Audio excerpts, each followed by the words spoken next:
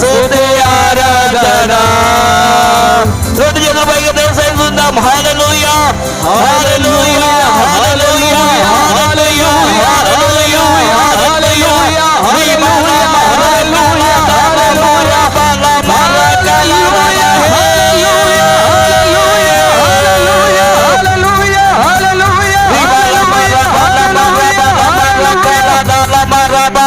Shindari bala maraka la la la mara la marikia la mara la he.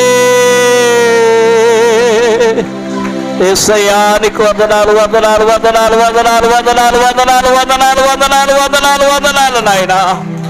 Ribala mara bala maraka la dila mashindari bala maraka la la mara bala marikia la. Ribala bala barakala bala maribala mashindari bala barakala. యేసయ్యా నీ ఆత్మతో నింపండి నాయన, నీ శక్తితో నింపండి.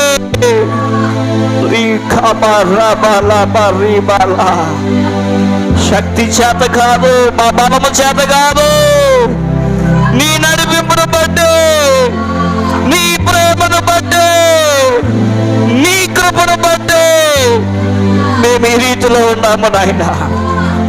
ఏమిచ్చి నీ రుణాన్ని తీర్చగల?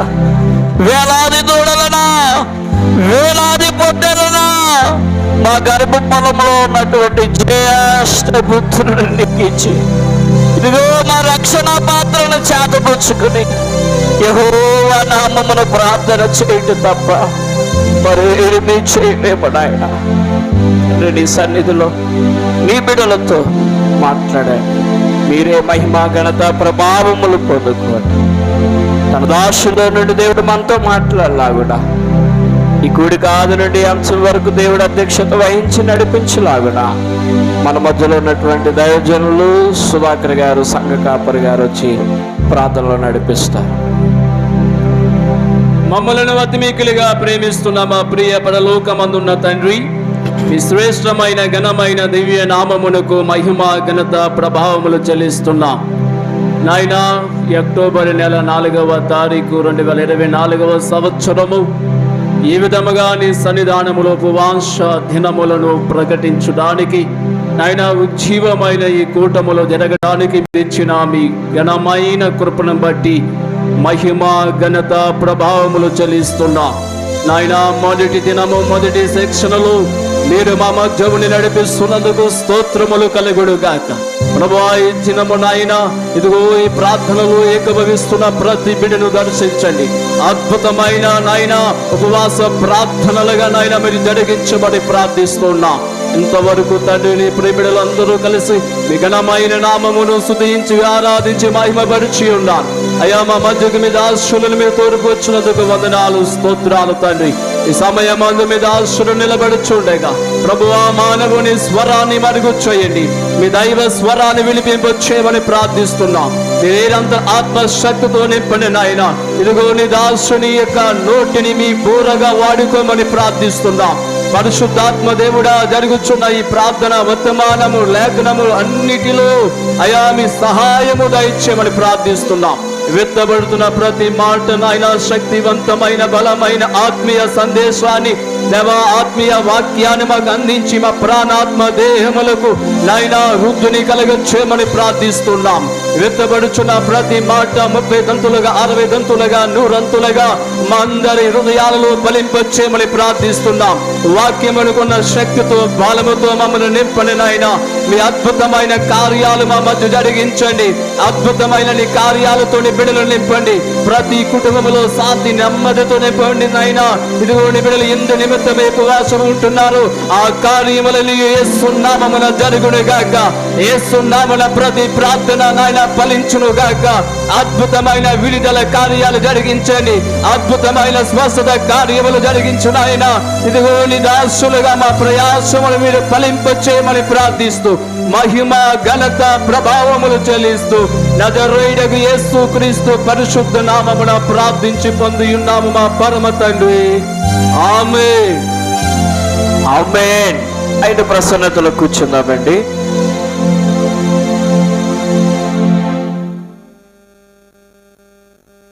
ఇంకా కొంచెం వెనక్కి జరగాలి. నేను చెప్పాను ఇందాక, కొంచెం మీరు వెనక్కి జరిగితే మీ మొఖాలు తేటగా కనపడతాయి. మరి ఈ సమయం మందు మన మధ్యన దైవజనులు, ఆత్మపూర్ణులు,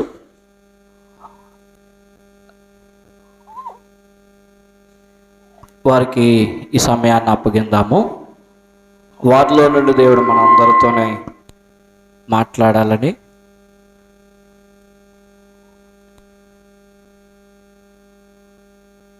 దేశ విదేశాలలో అనేకమైన ప్రాంతాలలోనికి వెళ్ళి దేవుని నామమును ప్రకటిస్తూ క్రైస్తవులకి ఎలాంటి ఆపదలు వచ్చినా, క్రైస్తవ మందిరాలకి కానీ, క్రైస్తవ సంఘాలలో కానీ, క్రైస్తవ లోకానికి బలమైన నాయకులు ఎవరని అంటే జార్జ్ సీమంతులు గారని చెప్పచ్చు. దేవుని స్తోత్ర, హల్లెలూయా.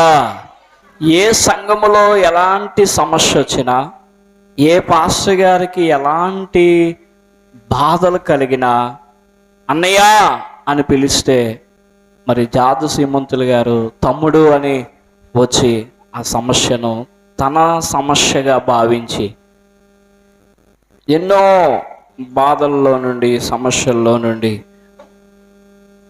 పోరాడి గణపరిచి స్తుతిస్తూ ఉన్నారు. వారిని నేను ఈ సంవత్సరం ఆహ్వానించాలి అనే ప్రేరేపణ కలిగినప్పుడు వారి ఖాళీ ఉంటుందో ఉండదో అని అనుకున్నాను.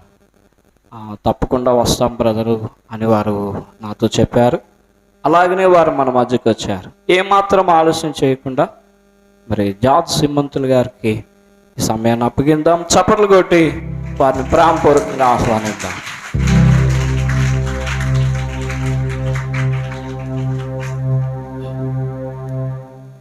దేవుని పరిశుద్ధ నామానికి మహిమ కలుగునుగాక. నన్ను ప్రేమతో ఆహ్వానించినటువంటి దైవజనులు సత్యకుమార్ గారికి, అలాగనే దైవజనులు సుధాకర్ గారికి, అందరికంటే ముఖ్యంగా అమ్మగారు దైవజనురాలు, వారికి నా ప్రత్యేకమైన వందనాలు.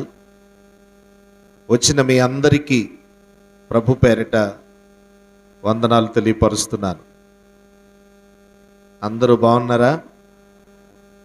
చెప్పాలి. ఎంత బాగున్నారు? ఎంత బాగున్నారా? ఎంత బాగున్నారా? ఎంత బాగున్నారా? ఎంత బాగున్నారో చెప్పాలి. అందరూ చెప్పాలి. ఎంత బాగున్నారు? ఇంత ఇంత ఎంత మాట్లాడరేంటి? మొఖాలన్నీ వికారంగా ఉన్నాయట్రా తల్లి బంగారం. ఉపవాసమా? నిజమే. మరి ఉపవాసం అయితే మీ మొఖాలు ఎలాగ ఉండాలంటే తెలుసా? తేటగా ఉండాలట. ఓకేనా? మరి ఎంతమంది ముఖాలు తేటగా ఉన్నాయో ఒకసారి చూసుకోండి. మీ ముఖం మీకు కనపడదు అద్దం దగ్గరికి వెళ్తేనే కానీ. నేను ఒక అద్దం పట్టుకొచ్చాను, మీరు అందరూ కూడా ఈ అద్దంలో చూసుకోవాలి. ఓకేనా? మేము చూసుకుంటామండి, మా అద్దంలో మేము చూసుకుంటాం కాదు, మీరు పట్టుకొచ్చిన అద్దంలో చూస్తాం అన్న వాళ్ళు అందరూ చేతులు పైకెత్తి స్తోత్రం చెప్పండి. మరి ఆ అద్దం చెప్పినట్లుగా సరి చేసుకుంటారు కదా అందరూని.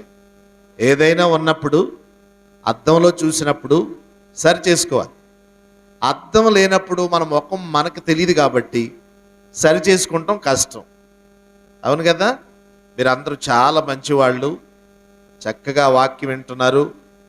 మరి దైవజనులు, మరి కీర్తి చేసులు, ప్రభు పిలుపునందుకుని దేవుని రాజ్యం వెళ్ళిపోయినటువంటి, ఆయన పడినటువంటి ప్రయాస, మరి ఆయన కట్టిన సంఘాలు, ఆయన రక్షించినటువంటి ఆత్మలు, మరి అనేక మంది మీరందరూ కూడా ఆయన ప్రార్థనల చేత, దైవజనురాలు ప్రార్థన చేత, దైవజనుని ప్రార్థన చేత మీరందరూ ఆశీర్వదించబడి మీరు మీ కుటుంబాలతో ఈ విధంగా ఉండటం, నిజంగా మీరందరూ మీ దైవజనుల యొక్క ఆశీర్వాదాలు నిజంగా మాకున్నాయండి అన్నవాళ్ళు నిజంగా చేతులెత్తి స్తోత్రం చెప్పండి. నిజంగా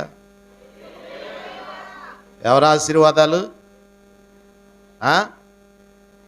మీ అయ్యగారి యొక్క, వారు ఇక్కడ లేకపోయినా కానీ మీరు వారి యొక్క భారమైన పరిచర్యలో మీరందరూ ఏం చేయబడ్డవారు? పట్టబడిన వారు కదా. మరి నిజంగా మీరందరూ అదృష్టవంతులు. మరి వారు విడువబడినటువంటి పరిచర్యను విడిచిపెట్టకుండా కొనసాగించేటటువంటి వాళ్ళు ఈ రోజుల్లో చాలామంది తక్కువ. కానీ వారి కుమారులు ఇద్దరూ కూడా అమ్మగారిని పెట్టుకుని వారిద్దరూ కూడా మిమ్మల్ని విడిచిపెట్టకుండా, మీరు చెదిరిపోకుండా, మీరు అటు ఇటు పోకుండా మీ ఆత్మలను కాస్తూ మిమ్మలను తండ్రి యొద్దకు, అనగా దేవుని రాజ్యము, అందరం అక్కడ కలుసుకోవటానికి, అందరం ఏకమై ఉండాలని అందరినీ కలిపి ఇక్కడ మరి తమ్ముళ్ళిద్దరూ కూడా ప్రయాసపడుతున్నారు. అందును బట్టి వారిద్దరినీ కూడా దేవుడు ఆశీర్వదించును గాక. హల్లెలూయా, హల్లెలూయా. మరి వీరి జీవితంలో అనేకమైన గొప్ప కార్యాలను ప్రభు చేయబోతున్నాడు. మరి పరిశుద్ధ గ్రంథములో నుంచి ఇంతవరకు చాలా విషయాలు ఆ దైవజనులు ఉపవాసం గురించి చెప్పుకుంటూ వచ్చారు కదా. నిజంగా ఉపవాసం అన్నది ఎంత విలువైనదో అది చేసిన వారికే తెలుస్తుంటుంది, అంతే కదా. చేయని వాళ్ళకి ఏం తెలుస్తుంది? తెలియదు. అసలు ఈ ఉపవాస కూటాలు అన్నవి పెట్టినప్పుడు ఈ యోవేలు ప్రవక్తను గురించి చెప్పుకోకుండా ఏ ఉపవాస కూటాలు కూడా మనం ఎక్కువ ఉపవాసం యొక్క ప్రత్యేకతలు చెప్పినటువంటి వ్యక్తుల్లో ప్రవక్త అయిన యోవేలు. ఈయన చిన్న ప్రవక్తల్లో ఒక ప్రవక్త. ఈయన ఉపవాసం యొక్క ప్రత్యక్షతను గురించి, దేవుని యొక్క వాక్కును తన ప్రజలకు చెప్పటానికి చాలా ప్రత్యేకతలను, ఏ విధంగా మీరు దీవించబడాలో, ఏ విధంగా ఆశీర్వదించబడాలో, దేవుని ప్రజలు ఏ విధంగా ఉండాలన్నది కొన్ని నియమాలను నేర్పించాడు. ఆయన రాస్తున్నటువంటి ప్రభు చెప్తున్న మాటల్లో ప్రభువు దినము అని ఒక సందర్భం కనిపిస్తుంటుంది. ప్రభువు దినం. ఏ దినం అది? ప్రభువు దినం. ఆ దినమందు అని మరొక చోట కనిపిస్తుంటుంది. ఏ దినం అది? అది మహాదినము. శ్రమలను గురించి, మిడతలను గురించి, ప్రజలకు కలగబోతున్నటువంటి మహా విపత్తులను గురించి యోవేలు ప్రవక్త చాలా స్పష్టంగా తెలియపరుస్తూ, ఆ రోజుల్లో ఆ పరిస్థితుల్లో ఇలా ఉండబోతుందని, విత్తనాల గురించి, పొలాల గురించి, వారు వారి పరిస్థితులను బట్టి ఏ విధంగా ఉండాలో చక్కగా వర్ణించాడు. మీరు ఉపవాసం చేసినప్పుడు, యెహోవా దినము వచ్చినప్పుడు, ప్రభు దినము త్వరగా వస్తుంది, ఆ దినము సమీపించినటువంటి సమయంలో అందరూ కూడా ఏం చేయాలి? వణుకుచు, దేశ నివాసులందరూ కూడా ఉపవాస దినమును మీరేం చేయాలి? ప్రతిష్ఠించుకోవాలి. ఇందులో చిన్నలు మొదలుకొని స్తన్యపానం చేసేవాళ్ళు, పెద్దలు, వృద్ధులు, యవ్వనులు అందరినీ కలిపి అంటాడు. మరలా ఆ ఉపవాస దినమునకు ఎవరెవరిని రమ్మన్నాడంటే, ఆ దినాల్లో ఉపవాస దినం చేసేటప్పుడు వస్త్రాలను చించేసుకునేవారట. వారికి ఉన్న నూతనమైన వస్త్రాలను కూడా చించుకుని ఉపవాసం చేసేవారట. గోనెబట్ట కట్టుకునేవారు. అప్పుడు ఈ ప్రవక్త అంటాడు, మీ వస్త్రములను కాక మీ హృదయములను మీరు చించుకొనండి, పశ్చాత్తాపపడండి అని చెప్పి పెద్దలు చిన్నలు స్తన్యపానము చేయి బిడ్డలతో పాటు రండి అని చెప్పి అక్కడ ఒక సందర్భం చెప్తాడు. చిన్నపిల్లలు, పెద్దోళ్ళు, అధికారులు అందరూ అర్థమే కాదు, మీరు చేసేటటువంటి పెళ్ళిళ్ళు కూడా మీరు ఆపుకొని, ఏంటయ్యి మీరు చేసుకోబోయే పెళ్ళిళ్ళు కూడా ఆపుకొని 16వ వచనం చివరి మాటలో కనపడుతుంది 2వ అధ్యాయంలో. పెండ్లి కుమారుడు అంతఃపురములో నుండి, పెండ్లి కుమార్తె గదిలో నుండి ఎక్కడికి? వారు పెళ్లి చేసుకోవడానికి మీరు పెళ్లి కూతురు ఏమో ఎక్కడ ఉండిపోయింది? పెళ్లి కూతురు ఎక్కడి నుంచి వస్తుంది? గదిలోంచి వస్తుంది కదరా తల్లి. మీరు చూడలేదు ఎప్పుడు పెళ్లి కూతురు గదిలోంచి రావటం? మాట్లాడరేంటి? పెళ్లి కూతురు ఏమో గదిలోంచి వస్తుంది, పెళ్లి కొడుకు అనంతపురం నుంచా? అంతఃపురంలో నుంచి ఆయన ఒక టీవీగా వస్తాడు రాజుగా. పెళ్లి కొడుకు పెళ్లి కూతురు పెళ్లి పీటల మీద కూర్చుంటాం కాదు, మీరు వెళ్ళి ఎక్కడికి రావాలి?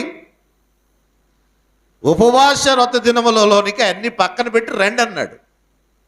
అందుకని పెళ్లి కొడుకుగా యేసయ్య వస్తాడు, పెళ్లి కూతురుగా మీరందరూ సిద్ధపడండి అని కాదు అక్కడ, ఆ సందర్భం కాదు అక్కడ. ఉపవాస దినమునకు మీరు ఇవ్వవలసినటువంటి ఏంటి? మీరున్నటువంటి పెండ్లి కొరకు సిద్ధపడినటువంటి పెండ్లి కుమారుడు పెండ్లి కుమార్తెతో సహితం. చూసారు ఎంత సీరియస్గా చెప్తున్నాడో? అవను ఆ పెళ్ళి కూడా మానేసుకుని ఇంకోసారి చేసుకుందరు. కానీ పెళ్ళంటూ ఉంటే, పెళ్లి చేసుకోవాలనుకుంటే పెళ్ళి అంత ముఖ్యం కాదు, పెళ్లి కంటే ముఖ్యం ఏది? ఈ ఉపవాసం చేయటం. ఎందుకంటే మిడతలు తిన్నదాన్ని గొంగల పురుగులు ఒక పురుగు పంటలన్నీ కూడా ఏం చేస్తుంది? పాడు చేసేస్తున్నాయి. మరి ఇలా పాడు చేసేస్తూ ఉంటుంటే దేశ పరిస్థితి ఏమైపోద్ది? ఆహారం ఏమైపోద్ది? ఆహార కొరతలు వస్తాయి. ఆహారం లేకపోతే మనుషులు ఏమైపోతారు? ఒక మనిషిని చంపుకొని తింటారు. ఈరోజు దొంగతనాలు ఎక్కువ జరుగుతున్నాయంటే కారణం ఏంటో తెలుసా మీకు? దొంగతనం చేసేవాళ్ళు అందరూ దేనికి చేస్తారో తెలుసా? ఏమైనా దొంగతనాలు చేసేవాళ్ళు ఉన్నారా? ఒకసారి చేతులు పైకెత్తి స్తోత్రం చెప్పండి. ఇంత భయంగా దొంగతనాలు కూడా చేస్తారా మీరు?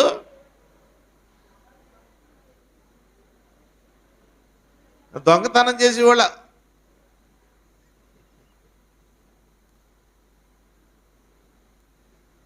ఆకలేసినటువంటి ప్రతి ఒక్కడు కూడా ఏ దారి లేకపోతే ఏం చేస్తుంటాడు?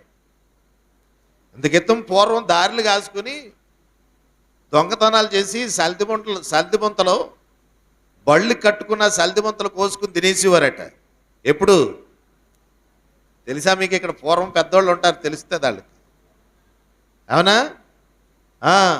ఏమేసి? ఆకలి, ఆహారం లేక. ఆ పరిస్థితులన్నీ అలాంటి రోజులు రాకుండా ఉండటం కోసం మీరు ఏం చేయాలట? వ్రత దినమును ప్రతిష్ఠించండి, ఉపవాస దినమును మీరు ప్రతిష్ఠించండి అని అనేకమైన విషయాలు దైవజనులు మరి ఇంతవరకు కూడా సత్యకుమార్ గారు చాలా చక్కని వాక్యం చెప్పుకొచ్చారు కదా. మంచి వాక్యం చెప్పిన మీ అయ్యగారిని బట్టి అందరూ చప్పలు కొట్టండి గట్టిగా గట్టిగా. అన్నయ్య ఎంత అద్భుతంగా చెప్తాడో తమ్ముడు కూడా అంత అద్భుతంగా. మనిషి కొంచెం అలాగా అంటున్నాడు కానీ మాట్లాడుతాం ఎలా మాట్లాడుతున్నాడు చూసారా? మాట కంగుమని వస్తుంది అంతే, చాలా చక్కగా. అద్భుతం. త్వరలో పెండ్లి కుమార్తె రాబోతుంది. ఆమె చెప్పండి. హల్లెలూయా. అద్భుతమైన కార్యాన్ని దేవుడు చేయబోతున్నాడు. తనకి సాటి అనే సహాయాన్ని మరి వచ్చే ఉపవాస కూటాల్లో వాళ్ళిద్దరు కూర్చుంటారు ఇక్కడ, అమ్మగారు అయ్యగారుని. అద్భుతం. దేవుడు చక్కని అమ్మగారిని మీకు ఇచ్చినట్లుగా మీరేం చేయాలి? ప్రార్థన చేయాలి. ఎత్తుక్కుంటూ వస్తారండి బాబు కోసం. అద్భుతం జరగబోతుంది. దేవుడు కార్యాలు జరిగించును గాక. హల్లెలూయా. మరి పరిశుద్ధ గ్రంథంలో నుంచి వాక్యంలోకి వెళ్తాను. ఇప్పుడు వరకు నేను ఇచ్చింది మీకు జస్ట్ పరిచయం చేశాను ఉపవాసం గురించి. అయితే ఒక అంశాన్ని మీతో నేను పంచుకోవాలని వచ్చాను. ఈ యూట్యూబ్ ఛానల్లో చాలామంది చూస్తూ ఉన్నారు. నేను ఏం చెప్తానని ఎందాలని కూడా చూసేవాళ్ళు ఉన్నారు. దీనికి ఒక అంశం పట్టుకుని మేము మధ్యకు వచ్చాను. అక్కడ ఒక టైటిల్ పెట్టాం. ఏంటి ఆ టైటిల్? ఎద్దుల బలము చేత విస్తారమైన వచ్చుబడి రాబడి వచ్చును. ఈ మాట చెప్పండి అందరూ కూడా. ఎద్దుల బలము చేత విస్తారమైన వచ్చుబడు వచ్చును. అంటే మీకు అర్థమైందా? ఎద్దులు ఎంతమందికి తెలుసు? ఎద్దులు ఎంతమందికి తెలుసు? ఎద్దులు తెలీదా? ఏ ఎద్దు తేలేకపోయినా కానీ సంక్రాంతికి ఒక ఎద్దు అట్టుకొస్తాడు ఒక ఆయన, గంగిరెద్ది. తెలీదా? నా ఒక ఎద్దు అన్నా తెలుసు. పొలాల్లో ఉన్నటువంటి దుక్కు దున్నేటటువంటి ఎద్దులు కూడా తెలుసు కదా మీకు. గంగిరెద్ది తెలుసు. చెప్పండి, ఇంకే ఎద్దు తెలుసు? ఇంకే ఎద్దులు? దుక్కు దున్నే ఎద్దులు కూడా తెలుసు. అయితే సామెతల పుస్తకంలో నుంచి మనం ఒక మాట, ఈ మాటను నేర్చుకుందాం. ఈరోజు చాలామందికి వారి జీవితంలో మరి విస్తారమైనటువంటి రాబడి రావాలని ఆశపడుతున్నారు. వారు అనుకున్న పనులు జరగాలని కోరుతున్నారు. వారు ఏది ఊహించినా కానీ ఊహించింది ఊహించినట్టుగానే జరగాలని కోరిక అందరికి ఉంటుంది. చిన్నపిల్లలకు కొన్ని కోరికలు ఉంటాయి, పెళ్లి కాని వాళ్ళకి. అవునరా తల్లి పెళ్లి కూతురు? పెళ్లి కాని అబ్బాయిలకు కొన్ని కోరికలు ఉంటాయి, పెళ్ళైన అబ్బాయిలకి కొన్ని కోరికలు ఉంటాయి, పెళ్లి కాని వాళ్ళకి కొన్ని కోరికలు ఉంటాయి, ముసలోళ్ళకు కొన్ని కోరికలు ఉంటాయి. ముసలోళ్ళకు కూడా ఉంటాయా? ఎవరికైనా కానీ కొన్ని కోరికలు ఉంటాయి. మరి ఈ కోరికలన్నీ కూడా ఏం కోరికలు అంటే గొంతమ్మ కోరికలు కాదు. విస్తారమైనటువంటి రాబడి మాకు వచ్చి పడాలి, మా ఇంటిలో ఉండాలి, మేము గొప్ప ఆస్తిపరులు అవ్వాలి, మేము తినటానికి తిండి ఉండి, ఉండటానికి ఇల్లుండి, కట్టుకోవడానికి బట్టుంటే చాలు అని మన సంపదను గురించి, మనం చేసే పనిపాట్ల గురించి, వ్యాపారాల గురించి, ఏ పని పూనుకున్నా కానీ మనకు కొన్ని ఆశలు ఉంటాయి. ఏంటి? రాబడి అంతా కూడా మా జీవితానికి చాలినంతగా ఉండి సమృద్ధిగా ఉంటే చాలని ఆశపడే వాళ్ళు చాలామంది ఉన్నారు. అయితే జ్ఞాని అయినటువంటి సొలొమోను సామెతల పుస్తకంలో 14వ అధ్యాయంలో 4వ వచనములో ఈ విధంగా చెబుతాడు. ఏమని? ఎద్దులు లేని చోట గాదెయందు ధాన్యం ఉండదు, ఎద్దులు బలము చేత విస్తారమైన వచ్చుబడి కలుగును. స్తోత్రం చెప్పండి. హల్లెలూయా, హల్లెలూయా. మీరు ఈ మాటలు చెప్పండి ఈసారి. ఎద్దుల బలము చేత విస్తారమైన వచ్చుబడి వచ్చును. మరలా చెప్పండి. మీరు చెప్పండి అన్న. మగళ్ళు, ఆడోళ్ళు గట్టిగా చెప్తున్నారంటే అంతగా గట్టిగా చెప్పాలి మనం. మళ్ళీ మాదే రాజ్యం అంటారు వాళ్ళు. మీరు చెప్పండి, గట్టిగా చెప్పండి అన్న. గట్టిగా.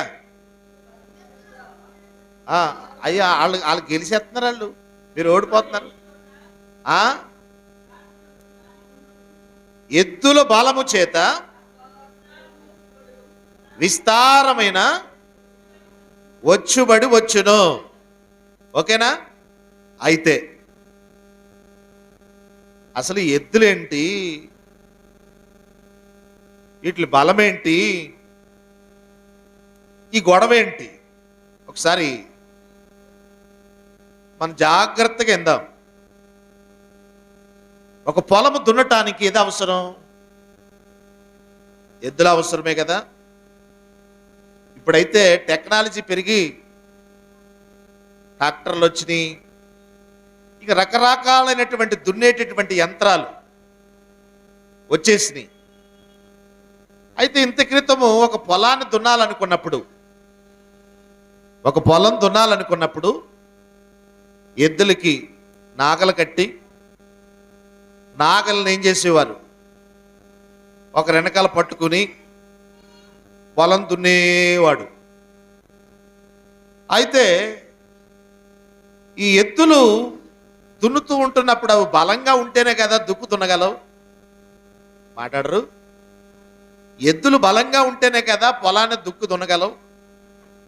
ఎద్దులు బలంగా లేకపోతే బక్కచిక్కిపోయిన ఎద్దుల్లాగా ఉన్నాయనుకోండి, పని చేయగలవయ్యి?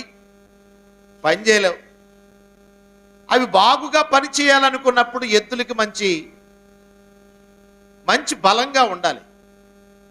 ఈ బలముగా ఉండేటటువంటి ఎద్దులకి వాటి వలనంట, ఎద్దుల వలన ఏం కలుగుతుందట, విస్తారమైన వచ్చుబడి, అంటే విస్తారమైనటువంటి మంచి పంట, మంచి లాభం, మంచి ఆదాయం, అదంతయు కూడా మీ ఇంటికే వచ్చి పడుతుందంట. మీ ఇంటికే వచ్చి పడుతుందంట. మీ ఇంటికే వచ్చి పడుతుంది. కాబట్టి అసలు పొలము దేవుని సంఘం. పొలం ఎవరు? దేవుని సంఘం. ఈ పొలానికి యజమానుడు దేవుడు. పొలానికి యజమానుడు ఎవరు? సంఘమునకు శిరస్సు ఎవరు? స్త్రీకి శిరస్సు ఎవరు? స్త్రీకి శిరస్సు ఎవడు? పురుషుడు. అలాగనే సంఘమునకు శిరస్సు ఎవరు? యేసు ప్రభువారు. అంటే పొలమునకు సంఘమునకు శిరస్సు దేవుడే. అయితే ఇప్పుడు సంఘం ఎవరు? పొలం అంటే ఎవరు? పొలం అంటే ఎవరు? దేవుని సంఘం. ఈ పొలమంతా ఎవరిది? పొలం మీరందరూ పొలం. ఈ పొలమంతా ఎవరేళ్ళు? దేవుని సంఘం. ఈ పొలానికి యజమానుడెవరు? దేవుడే, యేసయ్య. అయితే ఈ పొలములను దున్నేటటువంటివి ఏమయ్యి? ఈ పొలం దున్నటానికి ఏమున్నాయి? ఇక్కడ ఏమున్నాయి? ఎద్దులు ఉన్నాయి. మీరు మాట్లాడలేదనుకోండి, నేను మాట్లాడకుండా వెళ్ళిపోతాను నా కారు వేసుకుని.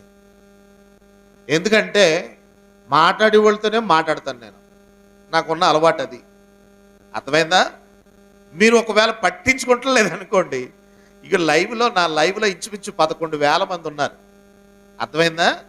అందులో ఫ్రెండ్స్ అందరూ కూడా ఇదేంటి ఎవరు మాట వింటలేనట్టుంది, అయ్యగారు వాక్యం చెప్తున్నారు కదని అనుకుంటారు. అర్థమైందా? అందుకని మీరు ఏం చేయాలంటే చక్కగా రిప్లై ఎత్తుండండి. అందంగా ఒలిసి పెడతాను. చక్కగా తిని బలంగా ఇంటికాడ మంచి బలం తెచ్చుకుని బతుకుదురు కానీ. ఓకేనా? గట్టిగా చప్పట్లు కొట్టండి. హల్లెలూయా, హల్లెలూయా, హల్లెలూయా. పొలం ఎవరు చెప్పండి ఈసారి? పొలము ఎవరు? దేవుని సంఘం. నెక్స్ట్, ఈ పొలానికి యజమానుడు ఎవరు? దేవుడు. ఈ పొలాన్ని దున్నేవి ఏంటయ్యి? ఎద్దులు. ఓకేనా? ఈ పొలం వాటిని ఏమంటారు? ఎద్దులు. అంటే ఇప్పుడు ఎద్దులు ఈ పొలమును దున్నటానికి ఏం కావాలి? ఎద్దులకి బలము కావాలి. అవి బలంగా ఉన్నాయనుకోండి, మీ పొలం బాగా పండుతుంది. ఓకే? మీ పొలం బాగా పండింది అనుకోండి, మీ కొట్ల నిండా ఏముంటాయి? ధాన్యం ఉంటుంది. అస్సలు ధాన్యం సమృద్ధిగా ఉంటే కొరత ఎక్కడ ఉంటుందిరా బంగారం? కొరతే లేనటువంటి ఇల్లు, కొరతే లేనటువంటి కుటుంబం, కొరతే లేనటువంటి సంసారం, ఇలాంటి జీవితాన్ని గడపటం ఎంత హ్యాపీగా ఉంటుందంటారు? ఏమంటే ఎంతమందికి హ్యాపీ లైఫ్ కావాలని కోరుకుంటున్నారు? మత్తుగా కూర్చోకండి. ఎంతమందికి హ్యాపీ లైఫ్ కావాలని కోరుకుంటున్నారు? మీకు హ్యాపీ లైఫ్ కావాలా? మీ ఆయన మంచి ఆదాయం తెచ్చి మీకు ఇవ్వాలా? ఓకేనా? మీ పొలం బాగా పండి మీ ఇంటికి రావాలా? మీ వారు చేసేటటువంటి సంపాదన అంతా కూడా సమృద్ధిగా మీ ఇంటిలో మీరు తినగా ఇంకనూ మిగిలేటట్టు ఉండాలా? ఉండాలా? మరి ఉండాలనుకున్నప్పుడు జాగ్రత్తగానండి. వింటే మీ జీవితము దీవెనకరంగా మారిపోతుంది. ఇప్పుడు పరిశుద్ధ గ్రంథములో, దేవుని లేఖనములో ఈ ఎద్దుల బలము చేత మీకు వచ్చుబడి ఎంతగానో ఉంటుందన్న సందర్భం మీరు వింటున్నారు కనుక దైవజనుడు పొలము కొరకు ఎంతో ఆశపడుతున్నాడు. ఈ మిమ్మలను దున్నేటటువంటి ఎద్దులు ఎవరు అనుకున్నారు? ఇప్పుడు ఎద్దులు ఎవరు? ఇప్పుడు ఆత్మీయ అర్థంలో మనం మాట్లాడుకుంటే ఎద్దు దైవజనుడికి సాదృశ్యం. ఎద్దు ఎవరు? దైవజనుడికి సాదృశ్యం. ఇప్పుడు ఎద్దులు బలముగా పనిచేస్తున్నప్పుడు పొలం అంతా పంట బాగా పండుతుందని మీకు అర్థమైంది ఇప్పుడు. ఓకేనా? మీరు ఇప్పుడు బలముగా ఉండాలి, వచ్చుబడి రావాలి, మీరు దీవించబడాలనుకుంటే ముందు ఎవరు బాగుంటాం చూడాలి. మీరు మీ దున్నే ఎద్దులు బలముగా ఉండాలి. ఇవి బలముగా ఉంటే మీ జీవితము ఆశీర్వాదకరముగా ఉంటుంది కనుక పరిశుద్ధ గ్రంథములో ఈ ఎద్దులు చేసే పని ఏంటంటే, సేవకుడైన దైవజనుడు మన కొరకు చేస్తున్నటువంటి ఈ గొప్ప ప్రత్యేకత ఏమిటి అన్నది మనం ఆలోచిస్తే, ఈ కాపరి సేవకుడు ఈ పొలము కొరకు చేసేటటువంటి పని ఆయన ఎప్పుడు కూడా 126వ కీర్తన 6వ వచనంలో చెప్తున్నట్లుగా పిడికెడు విత్తనములు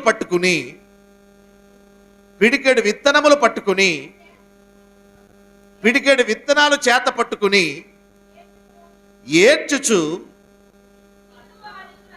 ఏడ్చుచూ పోవు విత్తువాడు సంతోషగానము చేస్తాడు. మార్కు సువార్త 4వ అధ్యాయం 14వ వచనంలో అంటాడు, విత్తువాడు దేవుని వాక్యమును విత్తుచున్నాడు. విత్తువాడు దేని చేస్తున్నాడు? దేవుని వాక్యమును విత్తుచున్నాడు. అంటే ఇప్పుడు మీ కొరకు విత్తుచున్నటువంటి విత్తనములు ఏంటయ్యా? విత్తనాలు పొలములో జల్లేవన్నీ కూడా ఏం జల్లుతున్నాడు? యజమానుడు చెప్పాలి. సేవకుడు వచ్చి ఏం జల్లుతున్నాడు? విత్తనములు జల్లుతున్నాడు. ఆ విత్తనాలను కూడా ఎలా జల్లుతున్నాడు చెప్పాలి. ఎద్దులు బలంగా పనిచేస్తున్నాయి కాబట్టి బాగా దున్నాడు. ఆ బలమైనటువంటి ఆ పొలములో ఇప్పుడు ఏం పట్టుకొచ్చాడు? విత్తనాలు పట్టుకొచ్చాడు. విత్తనాలు పట్టుకొచ్చి అది కూడా ఎలాగ పట్టుకొచ్చాడు? విత్తనాలు పట్టుకుని వచ్చి ఎలాగంట? ఏడ్చుచూ పోవచ్చు. అంటే పొలము కొరకు ఏం చేస్తున్నాడు? దుఃఖపడుతున్నాడు. పొలము కొరకు ప్రయాసపడుతున్నాడు. పొలము కొరకు చాలా కన్నీరు కారుస్తున్నాడు. ఆ పట్టుకున్నటువంటి విత్తనాలు పట్టుకుని బాధ్యతగా, అయ్యా ఈ పొలము బాగా పండాలయ్యా, ఈ పొలము ఫలించాలయ్యా, ఈ పొలము దీవించబడాలయ్యా, ఈ పొలములో ఉన్న వారన్నీ ఈ విత్తనాలన్నీ కూడా అవి ఫలించి అభివృద్ధి చెందాలని ఆ పొలములో ఆ దాసుడు విత్తనాలు జల్లేటప్పుడు ఏడ్చుచు ఏం చేస్తున్నాడు? విత్తనాలు జల్లేటప్పుడు ఏడుస్తూ ప్రయాసపడుతూ విత్తేటటువంటి వాక్యమును విత్తుతూ ఉన్నాడటండి. విత్తే వాక్యమును ఏం చేస్తున్నాడు? విత్తుతూ ఉన్నాడు. ఇప్పుడు ఆయన ఏడుస్తున్నాడు. మీరేం చేయాలట? పొలము బాగా పండితే సంతోషముగా మీరందరూ ఏం చేయబడతారు? మీరేం చేయబడతారు? ఆయనేమో ఏడ్చి విత్తనాలు చల్లుతున్నాడు. ఎవరు ఫలింపబడాలని? సంఘం. మీరే ఫలింపబడాలని, మీరే బాగోవాలని. మీరు బాగుంటే మీరు ఏం చేస్తారట? సంతోషముతో పంట కోయటమే కాదండి, ఆనందగానముతో. ఏ గానం అది?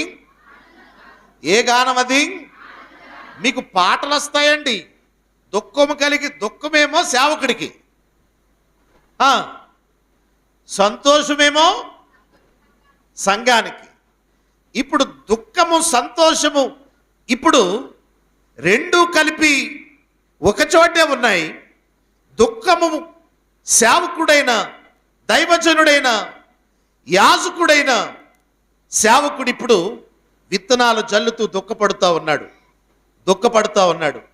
అయ్యో, ఈ విత్తనాలు జల్లుతూ ఉన్నాను, పక్షులు వచ్చి ఎత్తుకుపోకూడదు, ఇవి కాపాడబడాలి, ఇవి రక్షించబడాలని ప్రసవ వేదన పడుతున్న తల్లికి బిడ్డను కనటములో ఆ వేదన ఎవరికి తెలుసురా బంగారం? ఎవరికి తెలుసు? కనేటటువంటి బిడ్డకు మాత్రమే తెలుస్తుంది. ఆ పక్కనున్నటువంటి ఇంకొక ఆవిడ ఉంటుంది కదా, ఎప్పుడు కూడా కన్నది ఉంటుంది కదా, ఎప్పుడు కూడా కన్నడది ఉంటుంది కదా, పర్వాలేదే అంటది. ఆ నొప్పిలేయో ఎవరికి తెలుసు? చెప్పాలి. కనే అమ్మకే తెలుసు. ఏ కననటువంటి కంఠం కూడా అనుభవం లేనటువంటి, ఒక కానుపు కనలేనటువంటి ఆ ఇల్లాలకి నొప్పులు తెలుస్తాయా? నొప్పులు తేలో. కానీ ఈ ప్రసవ వేదన ఎవరు పడతారు? ఈ ప్రసవ వేదన కన్నీళ్ళు ఎవరికి? కన్నీళ్ళు తల్లికి మాత్రమే. ఈరోజు బాధ్యత కలిగినటువంటి దైవజనుడుగా, బాధ్యత కలిగినటువంటి దైవ సేవకులుగా విస్తారమైన వచ్చుబడి మీకు రావాలని, విస్తారమైన రాబడితో మీరు దీవించబడాలని, మీరు సమృద్ధి కలిగి మీరు ఉండాలని కన్నీటితో విత్తుతూ ఉన్నాడు, విత్తనాలు చల్లుతూ ఉన్నాడు. మీరు సంతోషగానముగా ఉండాలని మీ క్షేమం కోరేవాడే మీ కొరకు విత్తనాలు చల్లే మీ సేవకుడైన దైవజనుడు. స్తోత్రం చెప్దాం. హల్లెలూయా, హల్లెలూయా, హల్లెలూయా. ఆ విత్తనాలు జల్లేటటువంటి వాడు యోవేలు గ్రంథం 1వ అధ్యాయం 18వ వచనం. ఆ విత్తనాలు చల్లుతూ ఉన్నటువంటి ఏడ్చుచు మీ కొరకు ప్రయాసపడుతున్నటువంటి దైవజనుడు కొరకు ఒక మాట ఇక్కడ మనకు కనిపిస్తూ ఉంటుందో చూద్దామా? 1వ అధ్యాయము యోవేలు గ్రంథము 18వ వచనం. యోవేలు గ్రంథం 1వ అధ్యాయం 18వ వచనం. మేత లేక పశువులు బహుగా మూలుగుచున్నవి. చదవండి. ఎద్దులు మందలుగా కూడి ఆకలి కలిగి అల్లాడుచున్నవి. ఏమండోయ్, ఎద్దులు ఏం చేస్తున్నాయంట? ఆకలి కలిగి అల్లాడుతున్నాయంట. దేనికోసం? ఎందుకు దుఃఖపడుతున్నాయి? అల్లాడుతున్నాయండి. ఏమవుతున్నాయి ఇప్పుడు? ఏమండి, ఎద్దులకు ఇప్పుడు ఏమీ లేదు. ఎద్దులన్నీ కలిపి ఒక చోట కూడుకున్నాయి. వాటికి ఏమి లేదు ఇప్పుడు? ఆహారం లేదు ఇప్పుడు. మరి ఆహారం లేకపోతే పొలాలు దున్నగలవా? పొలాలు దున్నలేవు. ఇప్పటికే ఆ ప్రవక్త పలికినటువంటి మాటలు ఏమిటంటే, అక్కడ ప్రజలు ఆహారములు మానివేశారు. దేనికోసమో తెలుసా? ప్రజలందరూ కూడా ఉపవాస దినాన్ని ప్రతిష్ఠించుకున్నారు. ఎందుచేత? పైరు పాడైపోతుంది. పొలములన్నీ కూడా ఏమైపోతున్నాయి? పాడైపోతున్నాయి. బీటలు ఇచ్చేస్తున్నాయి. ఆహారము అన్నది కొరత ఏర్పడబోతుంది. అటువంటి పరిస్థితులు వచ్చుచున్నటువంటి సమయంలో ఇప్పుడు దైవజనుడు అనబడిన ఎద్దులు కూడా ఏం చేస్తున్నాయి? ఇప్పుడు మూలిగే సమయానికి వచ్చినాయి. ఇప్పుడు అందరూ అయిపోయారు. ఇప్పుడు అందరి కోసం ప్రార్థన చేసినటువంటి సేవకుడి పరిస్థితి కూడా ఎలాగొచ్చింది? ఇప్పుడు మూలిగే పరిస్థితికి వచ్చాడు. ఏమండి, ఎప్పుడు మూలుగుతారండి? మూలుగులు ఎప్పుడు వస్తాయి చెప్పండి మనకి? చెప్పండి, గట్టిగా చెప్పాలి. ఎప్పుడు మూలుగుతారు? ఏం ఎక్కువైపోతుంది? అనుభవం లేదా? మూలిగే నక్కలు లేవు ఇక్కడ. మాట్లాడరేంటి? ఒక రోజున మూలుగుతుందంట నక్క. మూలుగుతుందంట. ఎక్కడికి వెళ్ళి? ఓ తాటి చెట్టు దగ్గరికి వెళ్ళి మూలుగుతూ ఉంటుంటే ఈ లోపల ఆ మూలిగే నక్క మీదే పడ్డదంట. ఏమది? తాటికాయ. ఎప్పుడైతే తాటికాయ మూలిగే నక్క మీద పడ్డదో ఇది ఇప్పటికే అంటుంది. అంటే ఇది నీరసం ఎక్కువైంది, పాపం జబ్బు చేసింది. ఇది తట్టుకోలేక ఇది ఏడుస్తుంది. ఈ లోపల ఏడ్చే దాని మీద ఏం పట్టది? తాటికే పట్టది. ఎంత బాధ అండి. ఇలాగా ఇప్పుడు సేవకుడు కూడా ఇప్పటికే పొలం పాడైపోతుందని ఏడుస్తూ ఉంటుంటే, ఇప్పుడు పొలం కోసం వేడి, పంటల కోసం ఏడుస్తూ ఉంటుంటే, ఇప్పుడు సేవకుడు కూడా అంటే ఎద్దులకు కూడా ఏమి లేదంటే, ఇప్పుడు ఏమి లేదు, ఎద్దులకు కూడా ఆహారం లేదంటే ఇప్పుడు. మరి ఆహారం లేకపోతే ఇప్పుడు ఏం చేయాలి? ఏం చేయాలి ఇప్పుడు? ఎబ్రీ పత్రిక 13వ అధ్యాయం 17వ వచనం, ఎబ్రీ పత్రిక 16వ అధ్యాయం 13వ అధ్యాయం 17వ వచనం. ఎందుకంటే ప్రియులారా, బాధ ఎవరు అర్థం చేసుకునేవారు ఉన్నారండి? మీ పైన నాయకులుగా ఉన్నవారు, లెక్క అప్పగించవలసినటువంటి వారై ఉన్నారు గనుక మీ ఆత్మలను కాయిచున్నారు. దుఃఖముతో దేవుని పనిని చేసిన ఎడల మీరు చేసేవి ఏది చేసినా కానీ, వ్యాపారం, వ్యవసాయం, ఉద్యోగం ఏది చేసినా కానీ అది మీకు నిష్ప్రయోజనమే. కానీ ఆ పని దుఃఖముతో కాక దైవజనుడు దేంతోని? ఆనందముతో చేయునట్లు వారి మాట విని వారికి లోబడి ఉండండి. చప్పట్లు కొడదాం అందరం కూడా. హల్లెలూయా. ఇప్పుడు మేత లేక పశువులన్నీ అల్లాడుతున్నాయి, పొలాలనేమో పంటలు పురుగులు తినేస్తున్నాయి, పరిస్థితులేమో బాగోలేదు. ఇప్పుడు ఎద్దులు కూడా ఏమైపోతున్నాయి? ఆహారం లేక దుఃఖపడుతున్నాయి. ఈ దుఃఖపడేటటువంటి పరిస్థితి ఎందుకు వచ్చింది? పొలం బాగుంటే దుఃఖం వస్తుందా? పొలం బాగుంటే దుఃఖం వస్తుందా? పొలం బాగోకే కదా. ఇప్పుడు సేవకుడు ఎప్పుడు ఏడ్చినా కానీ అర్ధరాత్రి కాళ్ళు ఎగిసి ఏడ్చేస్తుంటాడు ఒక సేవకుడు. మేము అదే పని చేస్తాం. పలానా వాళ్ళు పరిస్థితి బాగోలేదంట బాబు అని ఆ పాస్టర్ గారి ఇంట్లో ఎవరో చచ్చిపోయినట్టు ఏడ్చేస్తుంటాడు. ఆ చుట్టుపక్కల వాళ్ళు ఏమనుకుంటారంటే, ఒరే అర్ధరాత్రిగా ఏడుతున్నాడు పాస్టర్ గారు, ఎవరైనా చచ్చిపోయాడు అంటారా? మీరు కూడా చూడండి ఒకసారి, ఎవరో కొట్టేసినట్టో, ఎవరో ఏదో అయిపోయినట్టో, నష్టం కలిగినట్టో, తండ్రి బావయ్యా బావయ్యా బావయ్యా అని తెల్లవార్లు మీరు ఏం చేస్తుంటారు? ప్రార్థన చేసి ఏడుస్తుంటారు కదా తల్లి. ఏడుస్తూ ఉంటుంటే ఆ చుట్టుపక్కల వాళ్ళకి ఎలాగుంటుంది? ఏదో జరిగిపోయిందేమో అనుకుంటారు. దైవజనుడు ఎవరి కోసం ఏడుస్తున్నాడు? అర్ధరాత్రి కాడు కూడా. పొలము పాడైపోకూడదు. ఆ పొలములో పలానా సహోదరుడు రోగముతో ఉన్నాడు, తీరని భయంకరమైన వేదనతో ఉన్నాడు, పరిస్థితులు బాగోలేదయ్యా తండ్రి. హాస్పిటల్లో భయంకరమైన తెగులు చేత అడ్మిట్ చేశారు. వాళ్ళ ఇంట్లో వాళ్ళు బాగోపోయినా బాధపడ్డు సేవకుడు.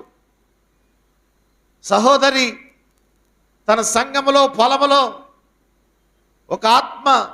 ఒక సహోదరి బాగోకపోతే, సహోదరుడు బాగోకపోతే దుఃఖపడతాడు, ప్రలాపించి ఏడుస్తూ ఉంటాడు.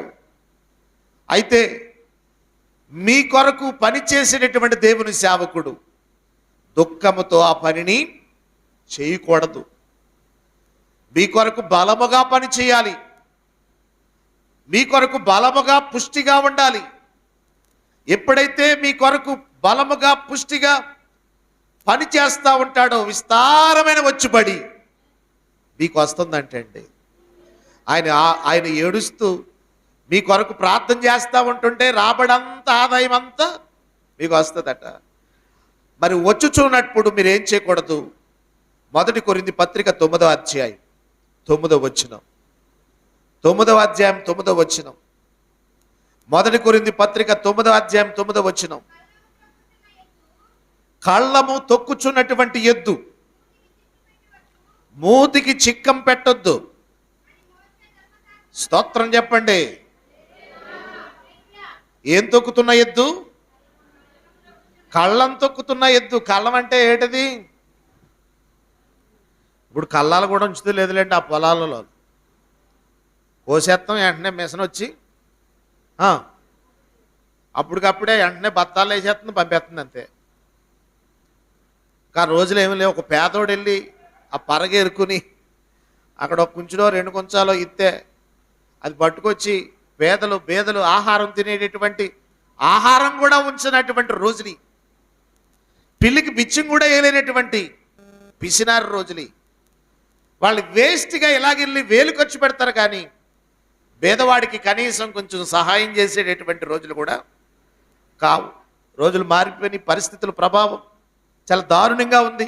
అయితే కళ్ళము తొక్కుచున్నటువంటి ఎద్దులకు మూతికి ఏం కట్టకూడదు, చెక్కం పెట్టకూడదు. ఈ రోజున ఎవరిని చూసి ఏడవటం లేదండి. ఏడుపంతా ఎవరి మీద ఉండిపోయింది తెలుసా ఈ రోజున సమాజానికి? నిజం చెప్పండి అందరూ కూడా. ఈరోజు ఎవరిని చూసి ఏడవట్లేదండి. ఏడుపంతా ఎవరిని చూసి ఏడుతున్నారు తెలుసా? తెలుసంటే తెలుసానంటే తెలందంటే తెలందన తెలుసా? అదే తల్లి ఇలాగంటున్నావు నీకు తెలిసి తెలనట్టుందా? ఎవరిని చూసి ఏడుస్తున్నారు చెప్పండి? ఎవరిని చూసి? దుఃఖంతోనేమో ఈయన ఏడుస్తూ ఉంటాడు. ఎవరి కోసం చెప్పండి? పెద్ద ఆయన నాకులాగా మీసాలు చాలా పెద్దగా ఉన్నాయి. చెప్పాలి అంటే నాకాలా ఉండి కానీ తీసేసుకున్నాను కోపం మొత్తంతో. అని ఈ ఉన్న కాడి నుంచి మళ్ళీ తిప్పిన కాడి నుంచి మళ్ళీ ఎవరన్నా ఏమనుకుంటారండి? మీరు అలాంటి వాళ్ళు కాదులేండి. స్తోత్రం చెప్పండి అందరూ కూడా. హల్లెలూయా చెప్పాలి. ఎవరిని చూసి ఏడుపు ఎక్కువైపోయింది ఇప్పుడు. అమ్మా కరెక్ట్గా చెప్పావరా బంగారం. ఏం పేరమ్మ నీ పేరు? లూది అమ్మ.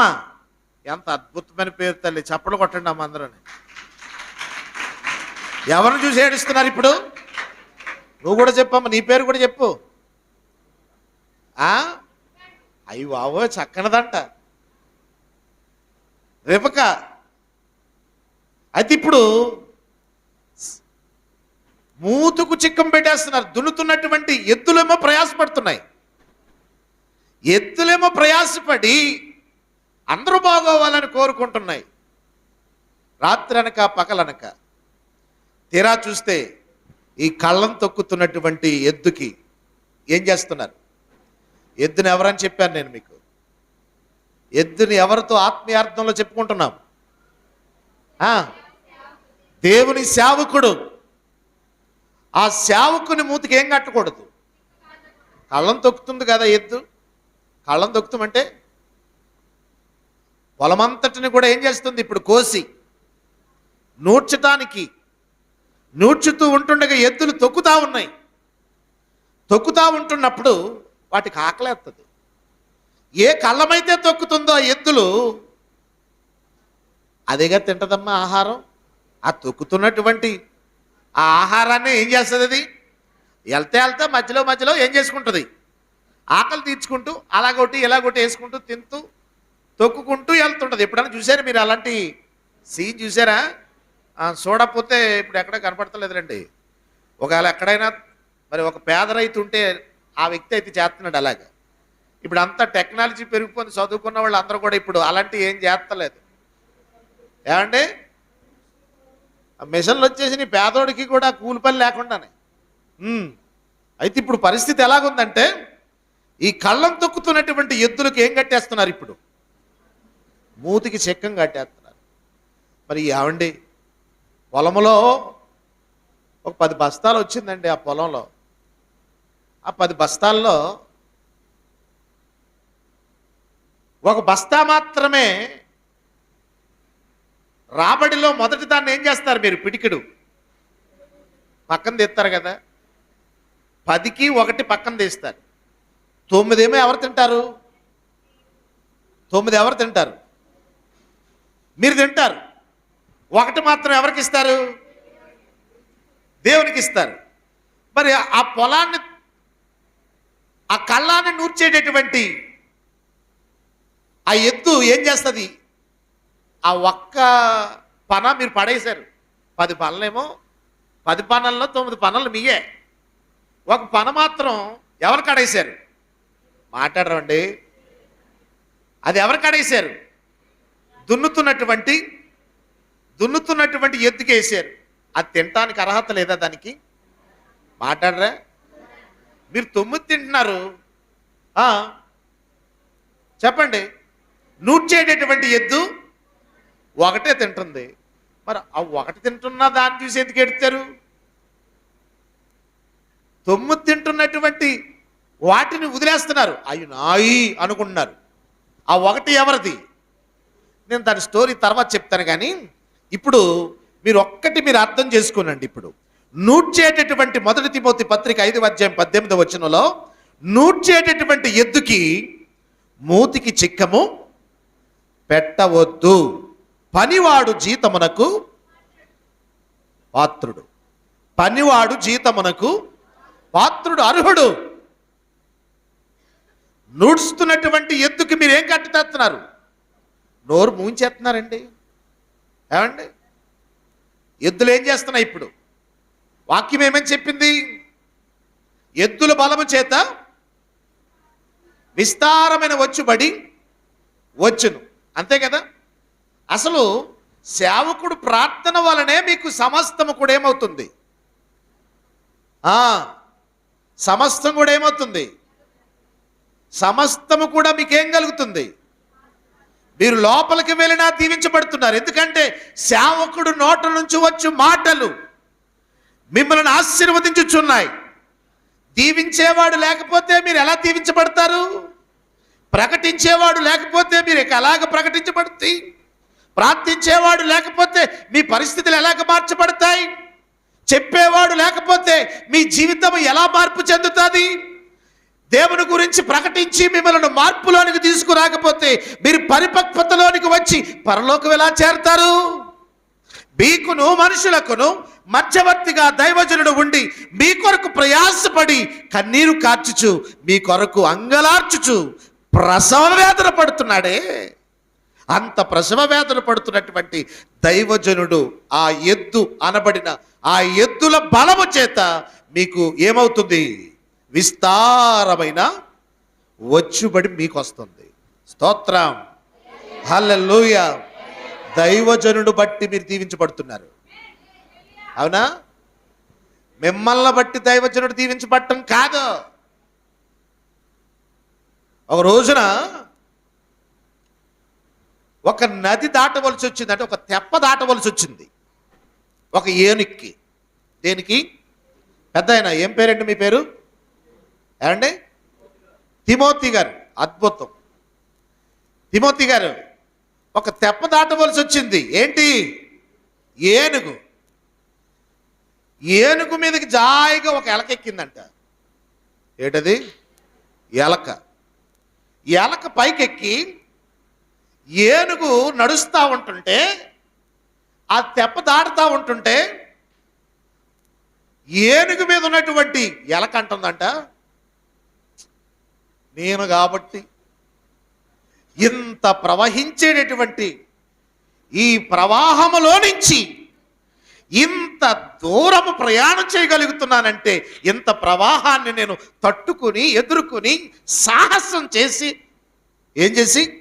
సాహసం చేసి ధైర్యం, దమ్ము ఉన్నటువంటి ఎవరు? నేను ఎలుకను. నేను కాబట్టి దాటేస్తున్నాను అంటుంది. ఎవరో? ఎలకమ్మ. ఏ అమ్మా? ఈ ఎలకమ్మ. ఈ దాటిస్తున్నది ఎవరు? ఏనుగు. ఇప్పుడు దాటేస్తున్నాను నేను కాబట్టి అని అతిశయపడుతుంది ఎవరు? ఎలక. దీని మోకం మండ. ఇప్పుడు దాటిస్తున్నటువంటి ఇప్పుడు ఏనుగుకు జై కొట్టాలా? అందరూని ఎలక్కి జై కొట్టాలా?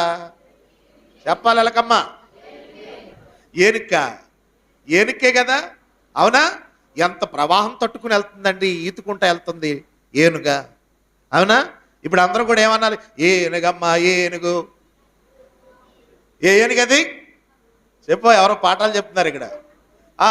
ఇప్పుడు ఏనుగుని జై కొట్టవలసింది. ఇప్పుడు ఎలక అనుకుంటుంది నేనే ఎంత దూరం వెళ్తున్నాను అనుకుంటుంది. కాదు. ఎవరికి దేవుడు ఏ విధమైనటువంటి స్థాయినిచ్చాడో, స్థానమిచ్చాడో, పరిచర్యలో నానా రకరకాలుగా దేవుని సేవకులను ఎన్నుకున్నాడు. సంఘములో నిన్ను పాటలు పాడే తలంతు నీకు ఇచ్చాడు, ప్రార్థించే తలంతు ఇచ్చాడు, వాక్యం చెప్పే తలంతు దైవజనుడికి ఇచ్చాడు, స్వస్థత వరం దైవజనురాలకి ఇచ్చాడు. అనేక విధాలుగా మీకు చక్కని వాక్యముతో పరలోకానికి చేర్చడానికి, మిమ్మలను దేవుని తట్టుకు నడిపించడానికి దైవజనులను మీకు అప్పగించాడు. వారి బలము చేత మీకు వచ్చుబడి విస్తారముగా వస్తుందండి. స్తోత్రం. సాల్మన్ రాజు గారు ఒక బలమైన బలవంతుని చేతిలో బాణముల లాంటి 2 కుర్రోళ్ళు ఇచ్చి వెళ్ళిపోయాడు. ఆయన నిజంగా చేపలు కొట్టండి.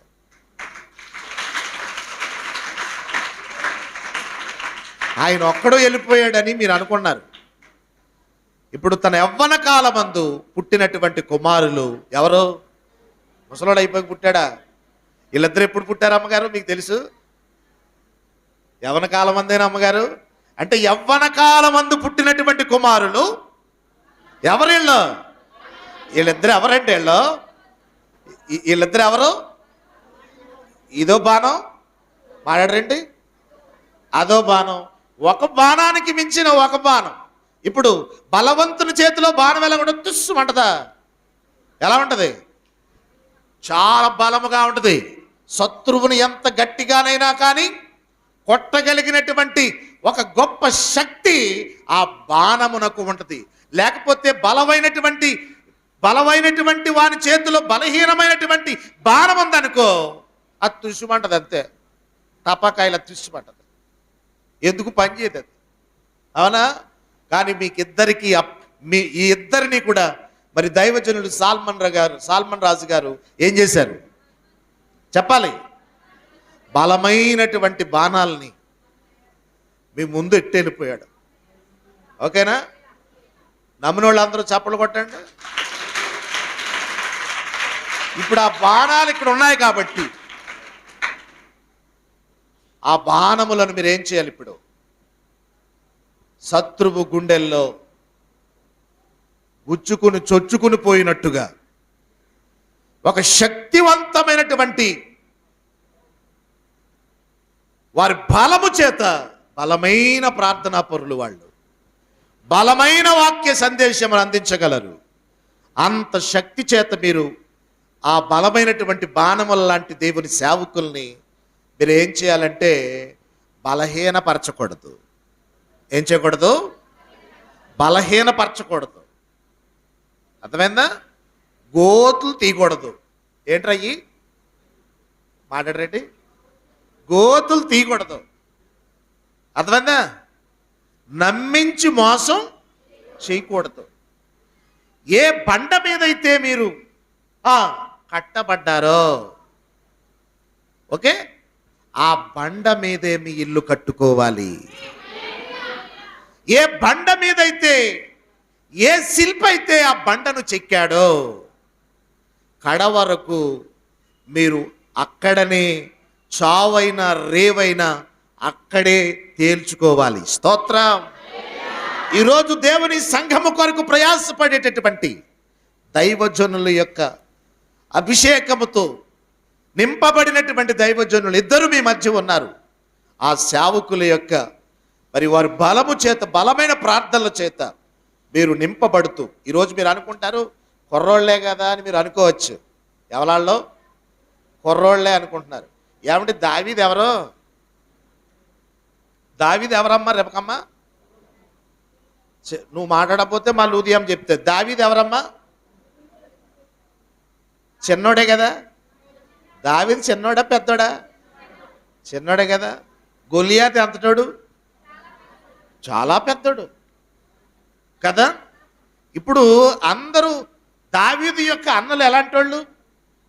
వాళ్ళు చాలా పెద్దోళ్ళు కదా. దావీదు కంటే పెద్దోళ్ళు చేయలేనటువంటి గొప్ప కార్యం ఎవరు చేయగలిగారు? దావీదే చేయగలిగాడు. అంటే చిన్నవాడైనప్పటికీ దావీదునే దేవుడు అభిషేకించాడు. చప్పట్లు కొడదాం అందరం కూడా. హల్లెలూయా, హల్లెలూయా. చిన్నవాడు కాదా అని చులకనగా చూడకూడదు. సేవకుడంటే చిన్నవాడైనా పెద్దవాడైనా అభిషేకించబడిన వాడు ఎవరైనా ఒకటే, సేవకుడేనండి. అలాంటి సేవకులను మీరు కలిగి ఉండటం, మీరు దీవించబడుతూ ఉన్నారు. అందుకే పరిశుద్ధ గ్రంథంలో చెబుతున్నట్లుగా ఇప్పుడు దైవజనుడు మీ కొరకు కన్నీరు కార్చుచు ఏడ్చుచు విత్తుచు ఉన్నాడు. అవి వచ్చుబడి, అంటే ఏడ్చుచు విత్తుచు ఉన్నాడు. ఆ వచ్చుబడి ఏం చేస్తూ ఉండాలి మీకు చెప్పండి? ఏం చేస్తూ ఉండాలి? ఆశీర్వాదకరముగా ఉండాలని, మీరు దీవించబడాలని దైవజనుడు మీ కొరకు ప్రయాసపడుతున్నాడు కనుక మీరు దైవజనుడితో చేతులు కలిపి ఈ పనిలో మీరు భాగస్థులు అవ్వాలి. అందుకే ఒక భక్తి కలిగిన ఒక దైవజనుడు ఒక చక్కని పాటను రాశాడు. కోతెంతో విస్తారమాయనే కోసేటి పనిలోన అందువా, కోతెంతో విస్తారమాయగా కోసేటి పనివారు వధువాయగా. యజమాను నిధులన్నీ నీవే గదా, యజమాను నిధులన్నీ నీవే గదా. ఇది కోతకు సమయం, పనివారి తరుణం, ప్రార్థన చేయుదమా. ఇది కోతకు సమయం, పనివారి తరుణం, ప్రార్థన చేయుదమా. పంటను కోయుదమా, పైరును చూచెదమా. పంటను కోయుదమా, పైరును చూచెదమా. ఇది కోతకు సమయం, పనివారి తరుణం, ప్రార్థన చేయుదమా. ఇది కోతకు సమయం, పనివారి తరుణం, ప్రార్థన చేయుదమా. దున్నే ఎద్దుకు మీరేం చేయకూడదు, నూడ్చే ఎద్దుకు మీరేం చేయకూడదు, మూతికి చిక్కము పెట్టకూడదు, వేయకండి. అవి బలముగా ఉండనివ్వండి. అప్పుడు మీకు అవి బలముగా పనిచేస్తూ ఉంటేనే మీకు విస్తారమైన వచ్చుబడి వస్తూ ఉంటుంది, మీ ఇంటికి మీరు పొందుకుంటూ ఉంటారు. రెండవది పరిశుద్ధ గ్రంథములో యోవేలు గ్రంథము 1వ అధ్యాయం 17వ వచనం. 1వ అధ్యాయం 17వ వచనం చదవండి.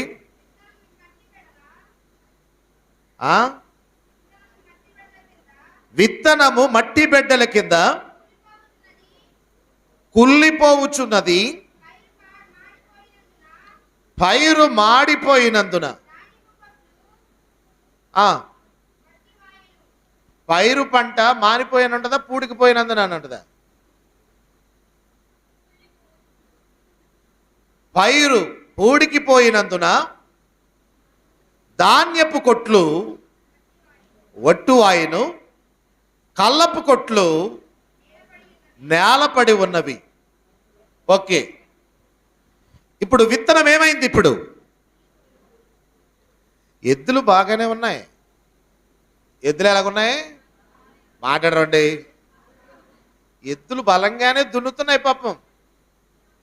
కానీ విత్తనములు జల్లేవాడు యజమానుడు వచ్చాడు విత్తనములు జల్లేటానికి. ఆ రైతు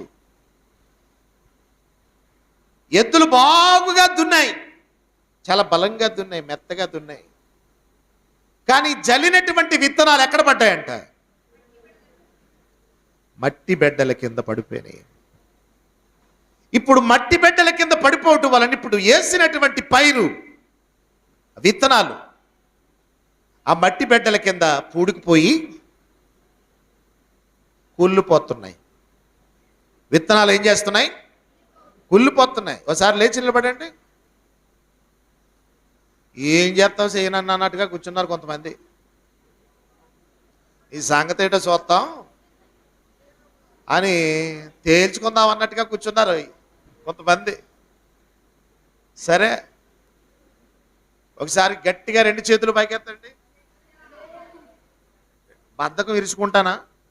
బద్ధకం ఉన్నవాళ్ళు అయితే ఇరిచేసుకోండి. ఒకవేళ ఇబ్బందిగా ఉంటే పక్క వాళ్ళు పళ్ళ కొట్టండి.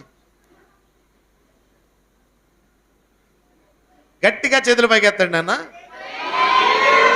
ఇంకా గట్టిగా, ఇంకా గట్టిగా. హల్లెలూయా.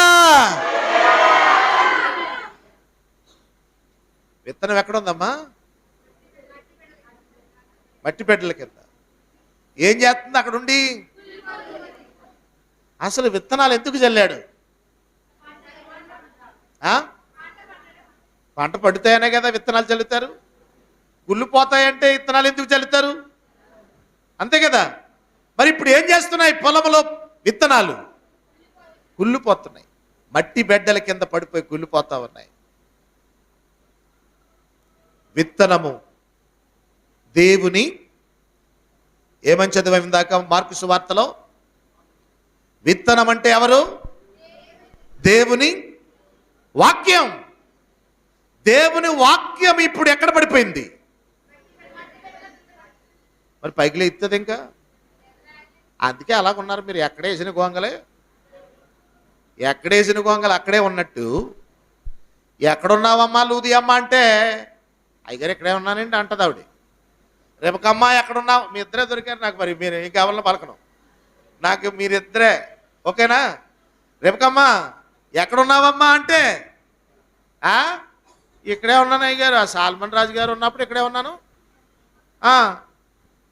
ఇప్పుడు అయ్యగారు అమ్మగారు వీళ్ళందరూ ఉన్నా కానీ ఇక్కడే. ఎక్కడ? భక్తులు ఏం తేడా లేదండి. ఎదుగు బతుకు మాత్రం మా జీవితాల్లో లేదండి. ఎక్కడేసిన గొంగలు అక్కడే ఉందండి. ఏ అమ్మ అంటే ఎక్కడ పడిపోయావరా? రేపకమ్మ అంటే మట్టి పెట్టెల కింద అండి. ఎక్కడ పడిపోయావమ్మా? మట్టి పెట్టెల కింద. ఏం చేస్తున్నావు ఏంటి అక్కడ? ఎదుగు లేదు, బతుకు లేదు. ఎందుకు వచ్చిన బతుకమ్మా? ఇలాంటి బతుకు బతికితే ఎందుకు? ఎవరికి ఉపయోగం? నువ్వు ఫలించి అభివృద్ధి చెందాలి. అది దైవ చిత్తం. కూర్చో.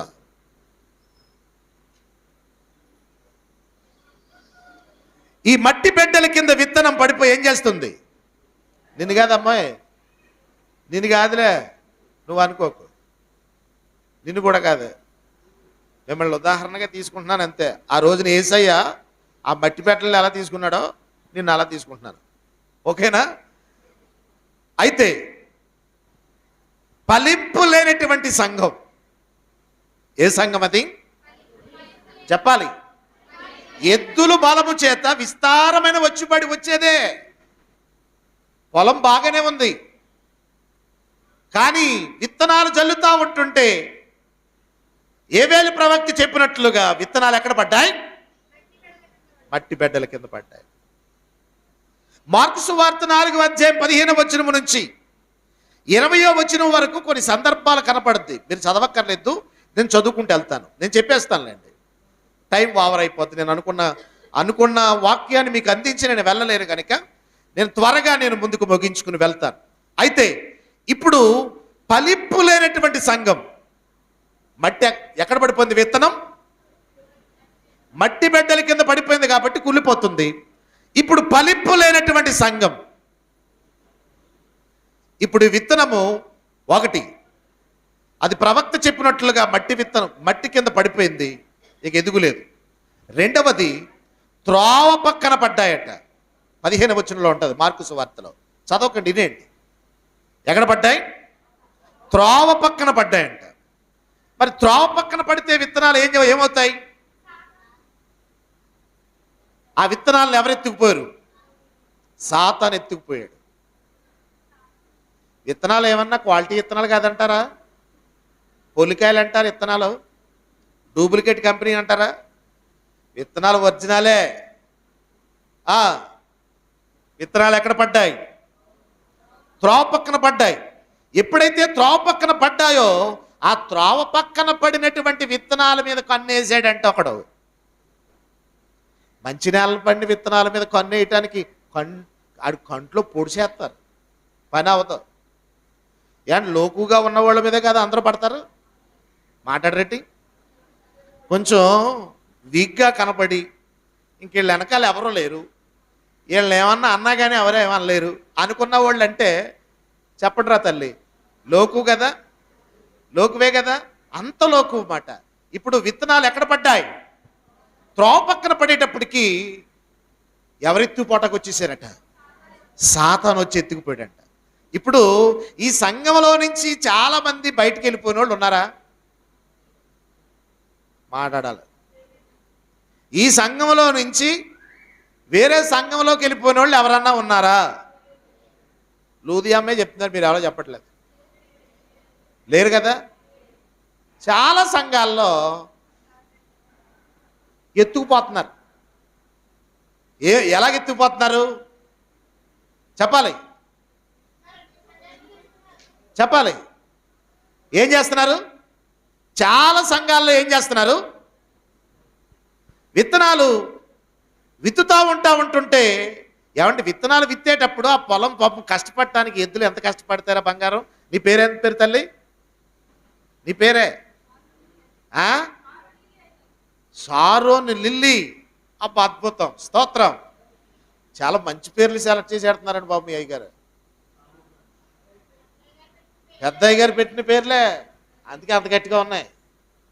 స్తోత్రం. అమ్మా లిల్లీ, ఒక అద్భుతమైనటువంటి మాటను ప్రభు చెప్తున్నాడు. ఇప్పుడు త్రోవ పక్కన పడినటువంటి విత్తనాలు ఎవరంట? సాతాను ఎత్తుకుపోవటానికి సిద్ధంగా ఉన్నాయి. ఇంకా ఈ ఫలిస్తాయా? ఇక ఫలించవు. వాటి పని ఏంటంటే త్రోవ పక్కన పడినటువంటి విత్తనాలు. వాక్యము వాళ్ళు వింటారు, కానీ అవి ఏం చేస్తాయంటే పక్కదారులు తొక్కేస్తాయి. ఏ దారులు అయ్యి? పక్కదారులు. కాకి లక్షణాలు వీటికి. ఏ లక్షణాలు? కాకి చూపు ఎప్పుడన్నా చూసారా? కాకమ్మ తెలుసా మీకు? తెలుసా తెలీదా? కాకిలాగా ఏ పిల్లోడి చేతిలో రొట్టు ముక్క ఉందో అన్నట్టుగా ఎక్కడ రొట్టు ముక్క దొరుకుతుందో చూస్తుంది కాకి. ఏ పిల్లోడు ఏం పట్టుకొస్తున్నాడో కొట్టుకాడించని, ఏ బిస్కెట్లు వస్తున్నాడో, సకోడీలు తెస్తున్నాడో, మిఠాయిలు తెస్తున్నాడో, కాజాలు తెస్తున్నాడో, ఏం తీసుకొస్తున్నాడు అన్నది కనిపెడతా ఉంటాయి. ఏటయి? కాకులు. కాకి చూపుల్లాగా పక్క చూస్తూ ఉంటుంటాయి. మరి పక్క చూపులు చూసేవాళ్ళంక ఎవరు చూస్తారో? సాతాను చూస్తాడు. ఈ విత్తనాలు ఇప్పుడు పక్కన పడ్డాయి కాబట్టి ఇప్పుడు కష్టపడి దున్ని విత్తనాలు చల్లినటువంటి ఈ ఎద్దులు, ఈ యజమానుడు ప్రయాసపడి విత్తనాలు చల్లితే ఇప్పుడు సాతాను వచ్చి ఎత్తుకుపోయాడు. పథకాలు పెట్టేస్తున్నారు ఈ మధ్యకాలంలో. ఏటయ్యి పథకాలు? మా దగ్గరికి వస్తే పింఛన్ ఇస్తాం. ఏస్తాం? ఏటది? 4 ఏళ్ళు పింఛన్ సరిపోవట్లేదు ఏంటి మీకు? మళ్ళీ ఏమంటాం? పింఛన్ ఇస్తాం, మీకు చీరెత్తాం, మీకు కూడెడతాం, మీకు ట్రావెలింగ్ ఇస్తాం, మీకు జట్లు కూడా వేస్తాం. ఏం ఆఫర్లండి? కొన్నాళ్ళకి మీ ఆయన్ని మిమ్మల్ని కూడా ఎడగొట్టేస్తారు వాళ్ళు. కొన్నాళ్ళకి ఏం చేస్తారు? మీ ఆయన్ని మీరు కూడా ఎడగొట్టేసి మీ ఇద్దరికి గొడవెట్టేస్తారు. గొడవెట్టేసి మీ ఆయన ఎలాగని చెప్పి అబద్ధ ప్రవచనం పలుకుతారు వాళ్ళు. అబద్ధ ప్రవచనం పలికేటప్పటికి మీ ఆయనకి నీకు అక్కడ అగ్గడిపోద్ది. ఏమడిపోద్దమ్మా? త్రోవ పక్కన పడినటువంటి విత్తనాలు ఏమవుతాయి? సాతానుగాడు చూస్తాడు, కన్ను వేసుకుని. గెద్ద చూడండి, ఎక్కడో కొన్ని వేల కిలోమీటర్ల దూరంలో ఉండి కింద పాపం నువ్వు 4 గుడ్లు ఎట్టి పొదిగించుకుని చక్కగా కోడిగుడ్డు, ఆ కోడి ఏంటది, దాన్ని ఏమంటే దాని మీద కప్పింది, నాకు అర్థం కావట్లేదు. మట్టు పెట్టి దాని మీద పైన వేస్తే బయట పెడతారు కదమ్మా. గూడా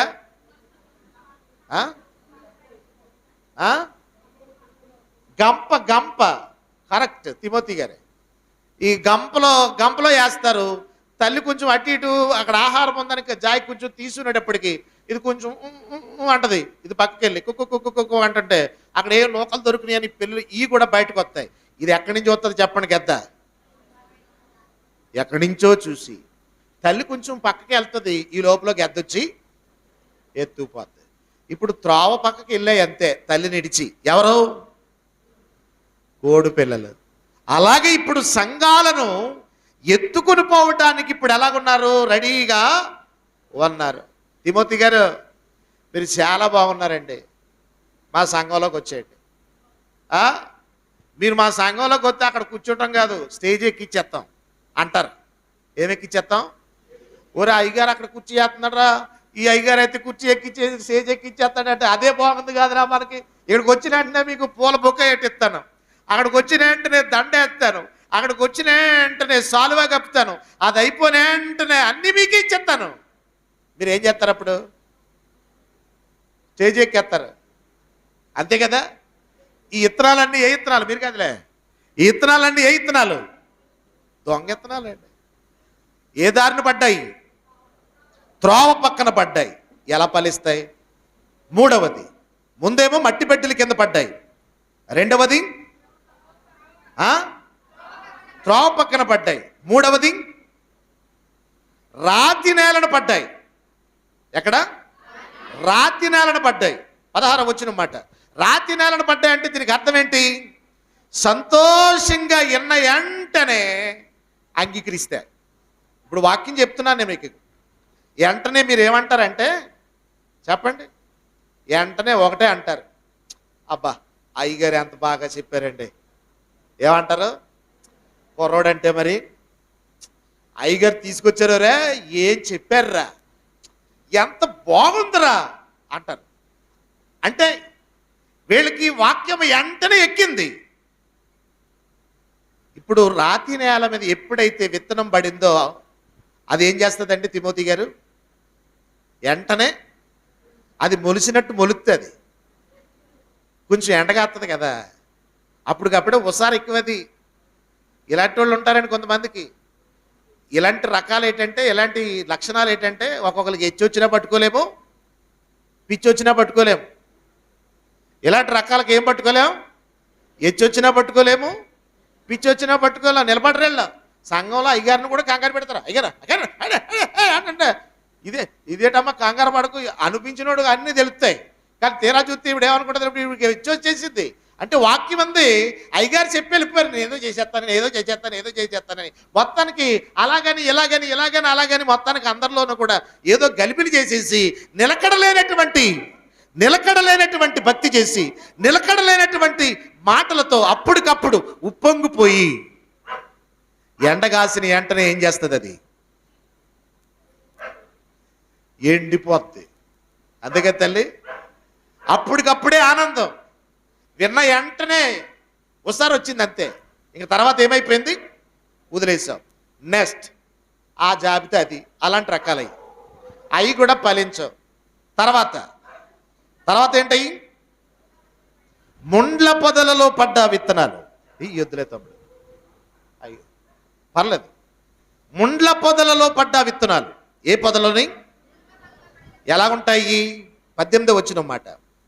వీరు వాక్యము వింటారు కానీ అహీక విచారముల చేత ధనయామోహము చేత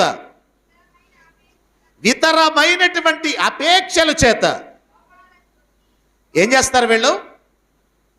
ఇతరమైనటువంటి అపేక్షల చేత ఏం చేసి మింగేస్తావేమ్మా నాకులాగా? ఇతరమైన అపేక్షల చేత ఏం చేస్తావు? లోపల చొచ్చి. నీ జీవితం ఎలాగుంటుందంటే, ఇప్పుడు చాలామంది ఇంతే, మీరు వాక్యం వింటారు, అహీక విచారాలు, సన్నిధిలోకి వస్తారు, బాధలు పోతాయా? పోవు. మా ఆయనకి ఎప్పుడు ఇలా తాగితేనే ఉంటాడు, నా బతికింతే, సీటోడు మీద సీటోడు వస్తానే ఉంటాడు, అప్పు మీద అప్పు తీరుతానే ఉండాలి, గొడవ మీద గొడవలు అవుతానే ఉంటాయి. ఇంకెందుకు వచ్చిందిలే ఇలాగ నా గుళ్ళోకి వెళ్తే పని ఏమవుతుంది? ఏమవుతులేదు. ఆదివారం ఆరాధనకి వెళ్తే సుఖమే ఉంది, ఉపవాస కూటానికి వెళ్తే సుఖమే ఉంది, ఉజ్జీవ కూటాలకు వెళ్తే సుఖమే ఉందని గుడిలోనికి వస్తారే కానీ ఐహికమైనటువంటి విచారముల చేత కృంగిపోతూ ధన వ్యామోహముతో ఉంటారట. డబ్బు కోసమే. దేనికోసం జీవితం? డబ్బు కోసమే. డాక్టర్ గారి దగ్గరికి వెళ్తే గుండె ఎలా కొట్టుకుంటుంది అంటాడంటే నీతో చెప్తాడు ఒక్కోసారి, అమ్మ నీ గుండె లబడబని కొట్టుకుంటుంది, అంతే కదా, అలా కొట్టుకుంటుంది కదా, అలా కొట్టుకుంటుంది. మరి కొంతమంది గుండె అయితే ఎలా కొట్టుకుంటుంది అంటున్నాడు ఒక ఆయన. లబడబని కొట్టుకోకుండా ఆ డబ్బు అని కొట్టుకుంటుందంట. ఏమని కొట్టుకుంటుంది? నీ పేరు చెప్పమ్మా. జ్యోతి, నీ గుండె ఏమని కొట్టుకుంటుంది? నా గుండె అయితే లబడబని కొట్టుకుంటుంది. నీ గుండ్రా తల్లి? డబ్బు, కట్నం కావాలి, డబ్బులు ఇవ్వాలి, మా నాన్న పోగేసాడే లేదో. అంటే మనకి ఏ విచారం ఎక్కువ? మనకి మాట్లాడాలి. డబ్బు, ధన వ్యామోహము చేత దీని మీద పడిపోతున్నారు. అలాగనే ధన వ్యామోహం మీద పడిపోయి ఇస్కరియోతు యోధ దేవుని వాక్యమును, దేవుని సన్నిధిని, దేవునితో గడిపిన జీవితాన్ని, దేవునితో ఉన్నటువంటి సంబంధాన్ని, దేవునితో ఉన్నటువంటి అనుబంధాన్ని మర్చిపోయి ధన వ్యామోహముతో దేవుణ్ణే అమ్మేసుకున్నాడు. అంతే కదా? ఓకే. తర్వాత 5వది 20వ వచనం, మంచి నేలను విత్తబడిన వారెవరనగా వాక్యం విని దానిని అంగీకరించి 30దంతులుగా 60దంతులుగా 100ంతలుగా ఫలించువారు. ఏమండి, ఇప్పుడు మీరు ఎలా ఫలించాలనుకుంటున్నారు? ఇప్పుడు మీకు చెప్పాను కదా, ఫలింపులేని సంఘంలో విత్తనాలు ఎక్కడ పడిపోతాయి చెప్పాలి? విత్తనాలు ఎక్కడ పడ్డాయి? యోవేలు గ్రంథంలో మట్టి బిడ్డల కింద. తర్వాత మార్కు సువార్తకు వచ్చేటప్పటికి ఉపమానం చెప్పాడు యేసయ్య. మొదటిది త్రోవ పక్కన పడ్డాయి, తర్వాత రాతి నేలను పడ్డాయి, తర్వాత ముండ్ల పొదల్లో పడ్డాయి, తర్వాత మంచి నేలలో పడ్డాయి. ఇప్పుడు ఏవి ఫలించినవి? ఇవి ఏవి ఫలించలేదు? మంచి నేలను పడ్డవే ఫలించాయి. అందుకే మంచి నేలను ఫలించినటువంటి వారు ఎవరంటే నికరంగా గుళ్ళోకి వచ్చి వెళ్ళాళ్ళు. ఒక ఆయన పాడుతా ఉన్నాడంట, తిమోతి గారు లాంటి ఆయనకి బాగా పాటలు వచ్చాట. పాటలు వచ్చి ఆయన పాట పాడుతున్నాడంట. ఏమని? దేవుని స్తుతించుడి, ఎల్లప్పుడు దేవుని స్తుతించుడి అని పాడతాం మానేసి బాగా ఎక్కువ పాటలు వచ్చేసి బాగా గుళ్ళకి ఎప్పుడు వచ్చేస్తున్నాడేమో అని అనుకుని, ఎప్పుడు వచ్చేస్తానేమో అనుకున్నాడంటే ఏమని పాడతాం మొదలెట్టాడంటే తిమోతి గారు, దేవుని స్తుతించుడి, అప్పుడప్పుడు దేవుని స్తుతించుడి, ఆ దేవుని స్తుతించుడి. ఎల్లప్పుడునా? అప్పుడప్పుడుని. ఈ అప్పుడప్పుడు బ్యాచ్ అంతే ఎవరనుకున్నారు? మట్టి బిడ్డల కింద విత్తనాలు ఎక్కడ పడ్డాయి? అప్పుడప్పుడు దేవుని స్తుతించి బ్యాచ్ అంత ఇదే. మట్టి బిడ్డల కింద పడిపోని లెగలేవి, లెగుతా పడతా ఉంటాయి. రెండవది దోవ పక్కన పడిపోరు. వీళ్ళు సాతానుగడు ఎత్తుకుపోతా ఉంటుంటే మళ్ళీ వస్తుంటారు. వీళ్ళు ఎత్తిపోతాడు, రారా సొక్కేద్దాం, మందేద్దాం, దమ్మేద్దాం అన్నాడు అనుకోండి. ఏం చేస్తారు? ఈ బ్యాచ్ అంతానే వెళ్ళిపోతారు. మళ్ళీ అయ్యగారు వచ్చి కూటానికి మళ్ళీ కూటానికి వస్తారు వీళ్ళు. అంటే ఈ ఇత్తనాలు ఎక్కడ పడ్డాయి వీళ్ళకి? అది పోనేవారు వీళ్ళు, ఇది పోనేవారు. సాతానికి స్నేహితులే, ఏసైకి స్నేహితులు ఎలా కలుపుకుంటాడు ఇలాంటి కలుపుకోవడం. అంటే ఇప్పుడు తో పక్కన పడ్డారు. రెండవది. మూడవది రాతి నేలను. అప్పటికప్పుడే వచ్చేద్దంతే వీళ్ళకి. వచ్చేద్దంతే, అంత పిచ్చుకోకలాగా ఎగిరేస్తారు. అప్పటికప్పుడు ఆనందంతో వెళ్ళిపోతారు. నాలుగవది ముండ్ల పోత. ఇంకెళ్ళ ఎప్పుడు యామోహమే. గుడికి ఎందుకు వెళ్ళేవారు అన్నాను నేను ఒక రోజున. ఇలా అమ్మాయి వస్తుందని వెళ్తున్నాను అన్నాడు. ఎవరో నాన్న చెప్పండి, గుడికి ఎందుకు వెళ్తున్నారు నువ్వు అన్నాను. ఏమన్నాడు? ఆడికి అబద్ధం ఆడతాం రాదంట, ఆడికి ఉన్నది చెప్పేస్తాడంట. ఏమన్నాడు? ఆ అమ్మాయి వెళ్తుందని నేను వెళ్తున్నాను అన్నాడు. అంటే వీడు ఏ విత్తనాలు ఇప్పుడు చెప్పాలి? ముండ్ల పొదలలో పడిన విత్తనాలు. ఈ ముండ్ల పొదలలో పడినటువంటి విత్తనాలు ఐహిక విచారముల చేత ఎవరో ఏదో మనసులో అనుకుని వస్తుంటారు వీళ్ళు. ఈ బ్యాచ్ ఇది, ఇలాంటి బ్యాచ్ కూడా ఉంటుంది కదండి. అయ్యో వాళ్ళు దానికోసమే వస్తారు వాళ్ళు. నీ మోకం తగలయ్యా, నీలాంటి వాళ్ళు గుడికి రావటం వల్ల గుడి అంతా తగలాడిపోతుంది. నువ్వు బాగా బతికేవాళ్ళని బతకనేవా, నువ్వు ప్రార్థన చేసేవాళ్ళని చేయనేవో, నువ్వు పాటలు పాడేవాళ్ళని పాడనేవో, నువ్వు ఆరాధన చేసేవాళ్ళని చేయనేవో, నువ్వు కానుకలు ఇచ్చేవాళ్ళని ఇవ్వనేవో, ప్రార్థనలు చేయకుండా ఇలాంటి ముండ్ల పొదలలో పడినటువంటి వారందరూ కూడా ఈ జాబితాకు చెందిన వాళ్ళు. ఇలాంటి వాళ్ళు ఎవరు కూడా నికరంగా ఉండేవాళ్ళు కాదండి. ఉన్న వాళ్ళని చెడగొట్టేస్తారు వీళ్ళు. ఉంటే ఎచ్చగానైనా ఉండు. చెప్పు బంగారం, ఉంటే ఎచ్చగానైనా ఉండు, లేదంటావా చెప్పాలి చల్లగానైనా ఉండు. ఎలా ఉంటావేటమ్మా? నులువెచ్చని స్థితిలో ఉండకు. ఉన్నావంటే నీ బలమంతా సాతాను దొంగిలిస్తాడు. నీ ఆయుస్సుని సాతాను దొంగిలిస్తాడు. నీ ఆరోగ్యాన్ని సాతాను దొంగిలిస్తాడు. నీ ఐశ్వర్యాన్ని సాతాను దొంగిలిస్తాడు. నీ సంపదను సాతాను దొంగిలిస్తాడు.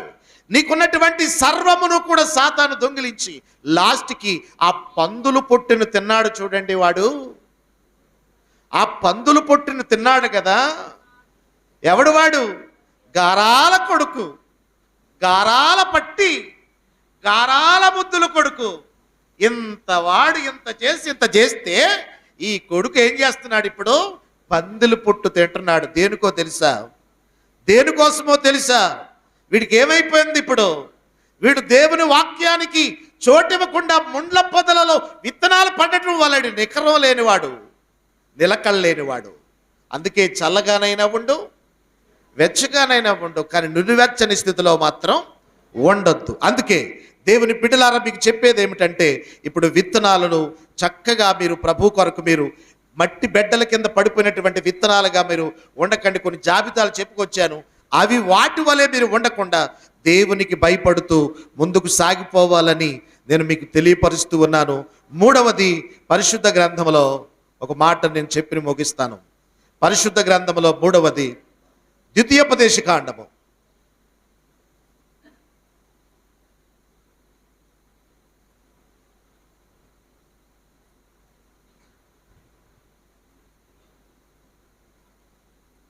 దైవజనుడు మీ కొరకు కన్నీరు కార్చుచు విత్తుతున్నాడు. ఆ విత్తేటటువంటి విత్తనాలు మంచి నేలను పడితే మీకు వచ్చుబడి వస్తుంది. ఒకటి. రెండవది,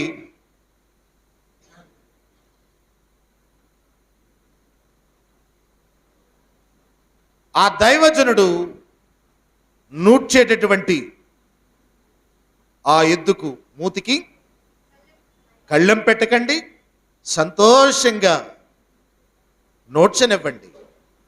మూడవది, మీరేం చేయాలంటే సమృద్ధిగా మీరు దీవించబడాలంటే ద్వితీయోపదేశ కాండము 16వ అధ్యాయం 17వ వచనం.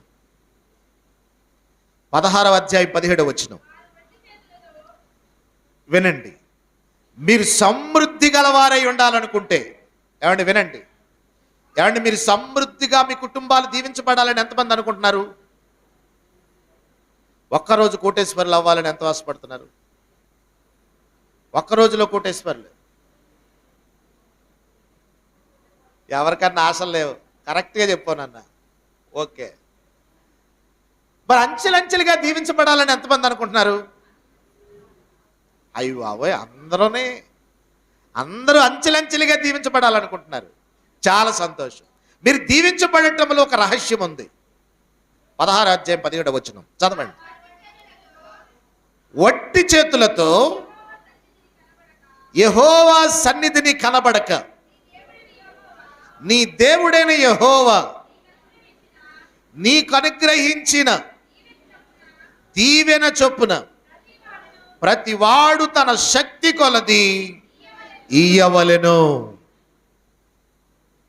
ఏమంటే మీరు సమృద్ధిగా దీవించబడాలంటే ఏం చేయాలట? వట్టి చేతులతో దేవుని సన్నిధికి రాకూడదమ్మా జ్యోతమ్మ.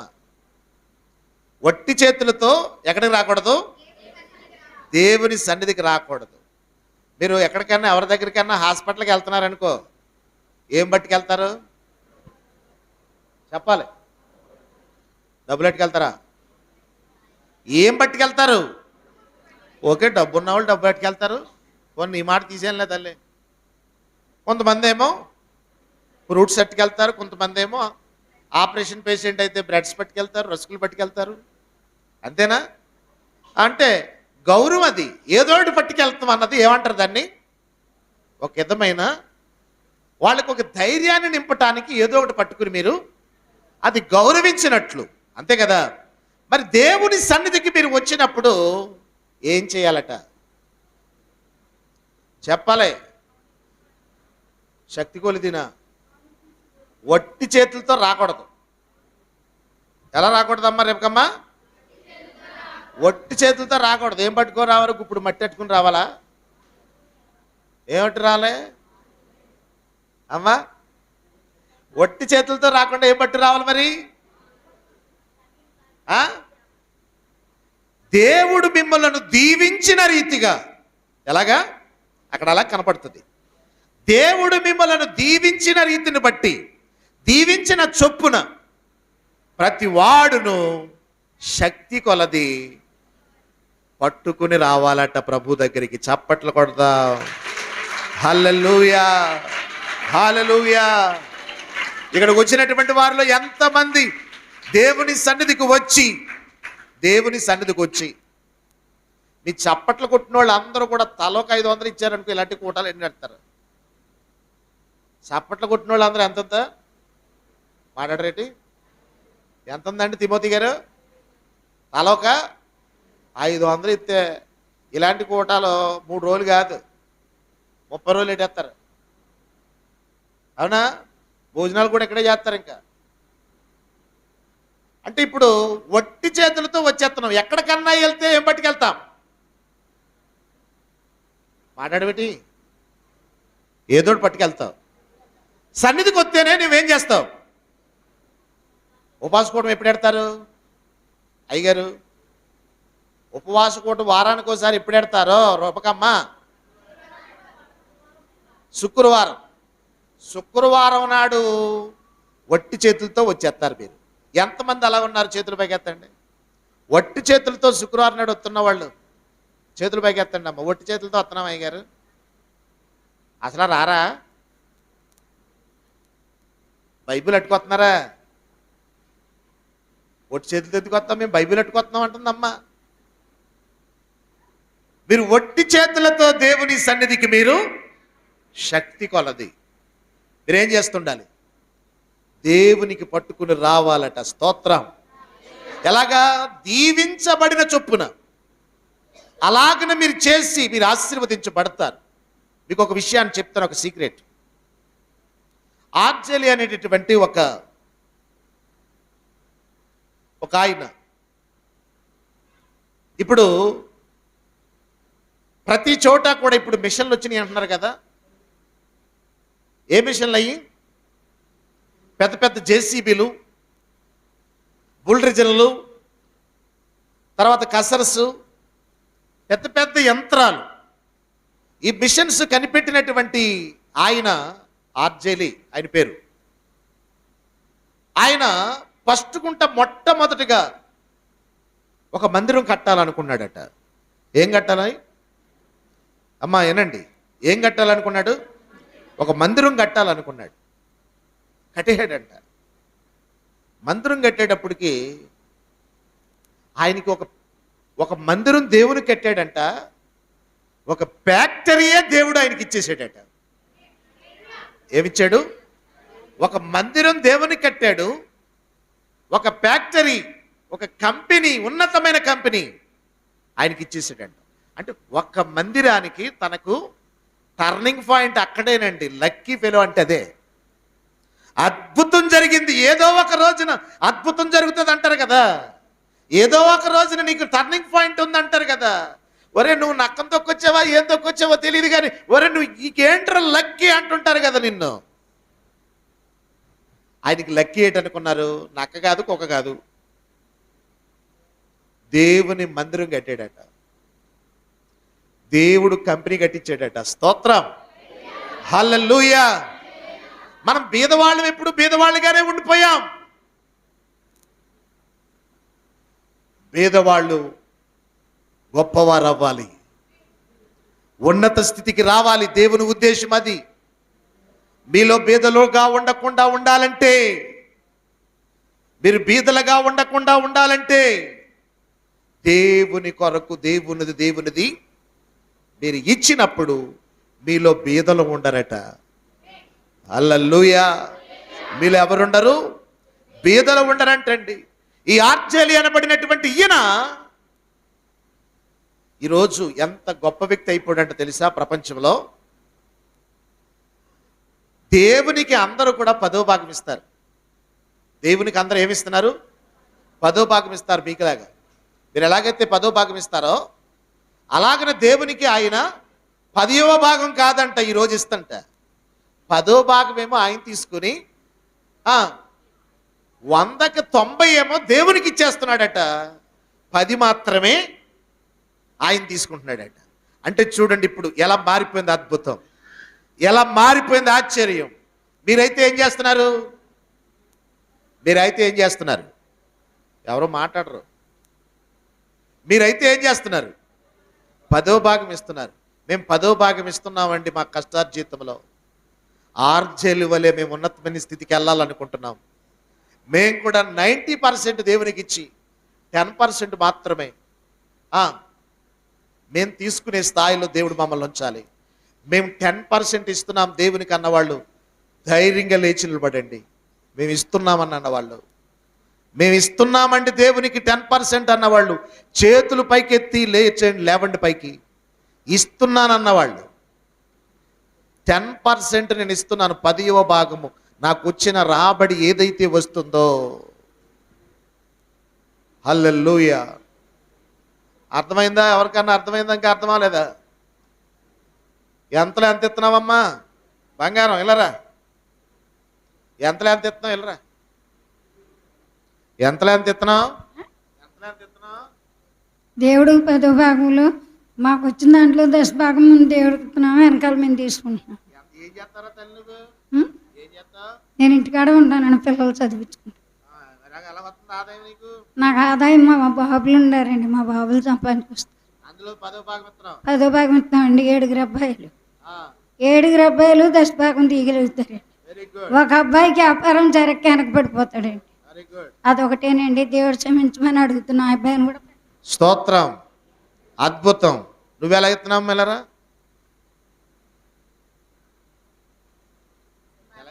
దేవుడు ఇచ్చిన దాంట్లో 10వ వంతు ఇస్తాం అయ్యగారు. దేవుడు వ్యాపారం చేస్తాం అయ్యగారు.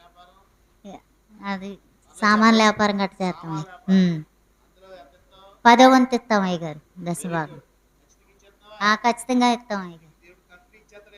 అలాగే. స్తోత్రం, హల్లెలూయా. మీరేం చేస్తారు తమ్ముడు? రండి, మీరు రండి. మీరేం చేస్తారు? మేము కొంచెం ఆయుర్వేదం మందుల వ్యాపారం చేస్తాం అయ్యారు. నా వ్యాపారంలో ఎంత వచ్చినా సరే 100కి 10 రూపాయలు చొప్పున, 1000 రూపాయలు వస్తే 100 రూపాయలు తీసి పక్కన పెడతానండి. అది అర్థంగాను. అద్భుతం. స్తోత్రం చెప్పండి. నువ్వు రా నాన్న, వాళ్ళకి గొంతుకెత్తాడు, ప్రార్థన చేస్తాను రా. రండి తిమోతి గారు, ఏం చేస్తారు మీరు? అదే మా అన్నయ్య అండి చక్కరయ్య. నా పేరు తిమోతి. మేము ఆయుర్వేద మందుల వ్యాపారం చేస్తాం. అందులో 100కి 10% దేవుని భావిస్తాం, 9% మేము తీసుకుంటాం. బాగుంది అయ్య గారు, బాగుంది. స్తోత్రం చెప్పండి. ఇచ్చి చూడు యేసయ్యకు, మనసిచ్చి చూడు యేసయ్యకు. కాంగు కొట్టండి తమ్ముడు, అది వదిలే. ఇచ్చి చూడు యేసయ్యకు, మనసిచ్చి చూడు యేసయ్యకు. వానొచ్చినా వరదొచ్చినా పెను తుఫాను గాలి విసరి కొట్టినా. హల్లెలూయా. వెరీ గుడ్ తమ్ముడు, బాగా కొడుతున్నావు. Thank you, God bless you. అద్భుతం, బాగా నేర్చుకో ఇంకానే. మరి మీరేం చేస్తున్నారమ్మా? అలా ఏమన్నా పెద్ద సంపన్న పనులు అనుకున్నారా? వాటి చిన్న చిన్ని వ్యాపారాలు అంతే కదా. మీరు కూడా అలా చేసేవాళ్ళే, కానీ మీరు దొంగలో, వాళ్ళ ధన్యులు. కొట్టండి మీరు అందరూ చప్పట్లో. మీరెవరో చెప్పాలి. దొంగలు ఇక్కడ ఎంతమంది ఉన్నారని ముందే అడిగాను నేను. వచ్చిన వెంటనే అడగలేదు, ఎందుకో అడుగుతున్నాడు అనుకున్నారు మీరు, అంతేనా? ఓకే, ఇక్కడ ఎంతమంది దొంగలు ఉన్నారు? చేతులు పైకి ఎత్తండి ఈసారి. ఒప్పుకోండి, జైల్లో ఎరలేండి. ఎవరు జైల్లో ఎరు, నరకంలో పడతారు అంతే, నరకం. ఎంతమంది దేవుని సొమ్ములు దొంగిలించేవారు ఉన్నారు? ఎంతమంది? మీరు ఎందుకు ఇస్తలేదు చెప్పండి ఒకసారి. మీరు ఆర్జేలి వలె పెద్ద కంపెనీ ఓనర్ అవ్వకూడదా? మీరు పెద్ద కంపెనీకి, మీరు పెద్ద షాపుకి మీరు ఓనర్ అవ్వకూడదా? అవ్వకూడదా? మరి ఎందుకు అవ్వకూడదు? మీరు దేవుడు ఇచ్చే కొలిది దేవుడు ఏం చేస్తుంటాడు? ఇస్తూనే ఉన్నాడు. స్తోత్రం, హల్లెలూయా.